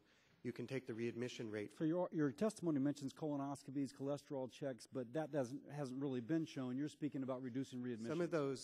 Some of those, if you look at the studies, actually do save money. Some just extend life, but don't. Which of those would save money? Because colonoscopy does not. I'm a gastroenterologist, and so obesity reduction saves money. Now, that obesity reduction actually saves money, according to people like Safeway, by increasing premiums for those who do not enter into a weight loss reduction program.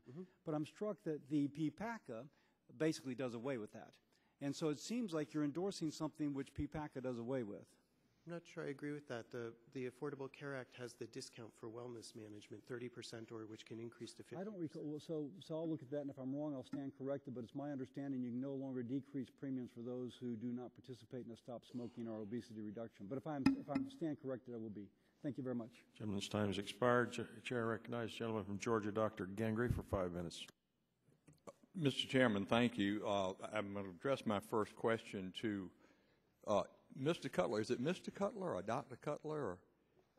I'm officially a Dr. Cutler, but I'm happy either way. Well, the brain power sitting at the witness table, I feel a little sheepish calling any of you Mr. unless you're Brits. But in any regard, I will address my first question then to Mr. Cutler. In the March 2010 Wall Street Journal op-ed, you wrote that there have been several broad ideas offered to bend the cost curve over the last decade, including medical malpractice reform. As you might know, I have a very keen interest in that as a practicing physician and member of Congress. Do you believe that this Congress, unlike the last, should finally address medical malpractice reform, and what is its potential impact on health care costs? There are a number of areas in which I think the legislation could be strengthened, and that's one where I personally would strengthen the legislation some. Most of the estimates of the impact of malpractice reform on medical spending suggest that the direct spending impact and the reduction in defensive medicine would be relatively small, on the order of 4% or so. What I think it is important for is in sending a signal to physicians and the physician community that we are serious about freeing them to practice care in the right way, not in the way that just earns you money. Well, let me move on that same question then, Mr. Cutler. I move to Mr. Holtz-Eakin, our former CBO director, and ask really the same question, Doug. What Mr. Cutler said doesn't really jive with what I think my fund of knowledge tells me in regard to defensive medicine and the actual cost. I mean, even the CBO, Mr. Elmendorf said $54 billion over 10 years. That's a lot of bread. But I think it's a lot more than that. I think it could very easily be $150 billion annually, because some of the doctors on the panel on the Energy and Commerce Committee could tell you in their practices how much ordering of very expensive imaging procedures in particular, and drawing a lot of blood. I could go on and on and on, but yeah, I'd like for you to comment on that same question. This issue's been around for a long time. I think there's no question that malpractice reform should be on the table. That's indisputable. How much would come out of the nation's health care bill really revolves around the degree to which practice patterns have been dictated implicitly by some defensive medicine driven by lawsuits, or if it's really just the way groups practice. And so new doctors come in and they're told, this is the way we practice. Is that really just a matter of caution, or is it deeply embedded in a reaction to the legal environment? We don't know how big that will be, and that's been the conundrum for a long, long time. Well, the President, of course, has promised, and we hope that there would be something in Affordable Care Act. There was not. We heard earlier testimony that that this would save a tremendous amount of money. I don't know what the true value is, but I think it is time for us to get that done. Mr. Holseek, and I'm going to stay with you. Proponents of this law argue that the bill will help reduce the deficit in the second and third decades of implementation, not just this first 10-year period. Doesn't this claim rest on the assumption that the dramatic reductions in Medicare and massive tax increases on employer-sponsored health coverage of working-class America stays in effect? Can you explain how ever-increasing taxes are used to offset the massive increases in spending that are contained in the Affordable Care Act? Yeah, at the heart of it is the notion that, the spending will go up, as we've seen these long-term projections for Medicare and Medicaid go up for a long, long time. CBO's put these out, and Medicare and Medicaid go up from 4% of GDP to 12 or 20% over the next several decades. And for a long time, the presumption has been, by any reasonable analyst, you cannot tax your way out of that problem. You have to take on the spending. What the Affordable Care Act does is essentially recreate that spending and promise to tax its way out of it. And I don't view that as a plausible economic proposition. We're not going to raise the Cadillac tax so high to make this balance over the long term. You've got to control the growth of spending. And no analyst outside of David has come in and believed that this controls the spending growth. Mr. Cutler, you're shaking your head. I've got 20 seconds left if you'd like to weigh in on that. I'll cut you off if I decide to, but go ahead. If you look at what the Business Roundtable has said, they said that this way of making reforms would lead to big changes in cost savings. If you look at what the American Medical Association has said, what the American Hospital Association has said, what the Association of America's Health Insurance Plans have said, all of them have said that this is the way to go and that they believe that this is the potential for saving enormous amounts of money. Well, that might be true with a policy like this, you end up forcing all of the doctors who practice privately to sell their subspecialty practices to large charitable hospitals who bill under Part A rather than Part B, and eventually then the federal government will have control over the whole ball of wax, and then we'll have national health insurance. I yield back, Mr. Chairman. Chair thanks the gentleman and recognize the ranking member, Mr. Waxman, for 5 minutes. Thank you, Mr. Chairman. Mr. Poore, I want to ask you a question. As we heard today, the U.S. Chamber of Commerce prides itself on being the world's largest business federation, representing the needs of businesses large and small alike. But it seems to me that when the Chamber accepted $86 million from the health insurance industry, companies such as Cigna and United Health Group, to lobby against health reform, it gave up any credibility it had to represent small businesses. The Small Business Majority released a study to demonstrate what would happen to small businesses without health reform. The findings show that 178,000 small business jobs, $834 billion in small business wages, and $52 billion in small business profits would be lost due to high health care premiums, and over 1.5 million small business employees would continue to fall victim to job lock. The Chamber claims to represent small businesses. Then why does it oppose health reform provisions that would prevent small businesses from facing these challenges? Do you feel that the U.S. Chamber of Commerce represents you as a small business owner? To be honest, no. For mainly the reason you gave. I've never had a national commerce guy call me, but I don't have $86 million in the bank either. Yeah. So to be frank, I really don't believe that. I mean, they lost their credibility when they did that, when they accepted money from the insurance lobby. Now, then they're no longer representing businesses. In a lot of ways, I don't think. But I want to use my time to ask another question, and we're limited in time. But I thank you very much for your contribution to this hearing. We're once again, after we've talked about the Affordable Care Act, which is a bill that reduces the deficit in responsible ways, extends coverage to over 30 million people, while freeing people from job lock and fighting insurance company abuses. We're now hearing from the Republicans whose next step is to undermine health reform by destroying its foundation, the Medicaid program.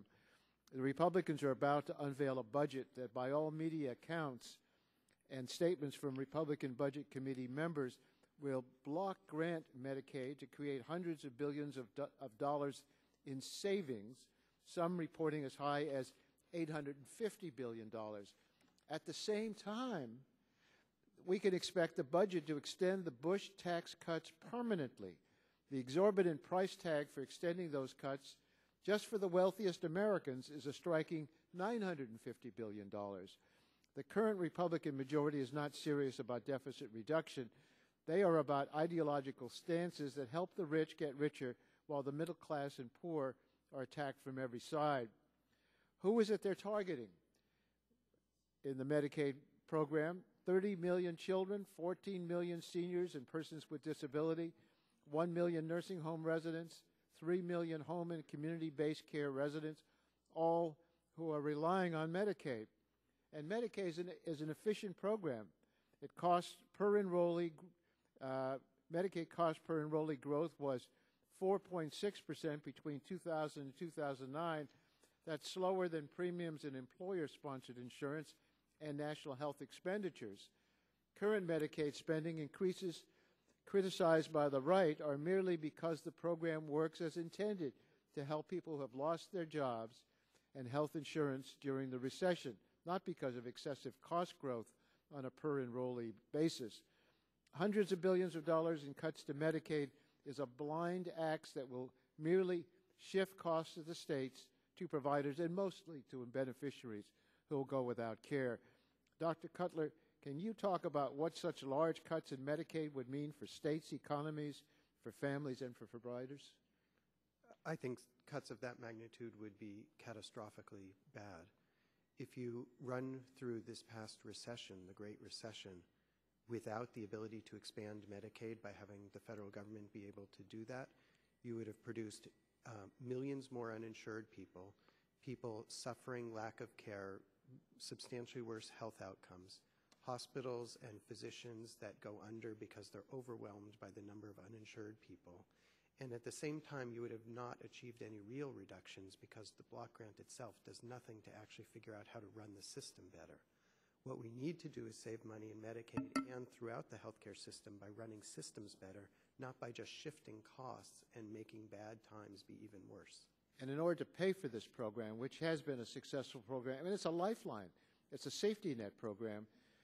In order to pay for this, we're refusing to ask the people at the very top, 1%, to pay their fair share of taxes, so the people at the very bottom will just be thrown to the bottom of society without access to the care they desperately need.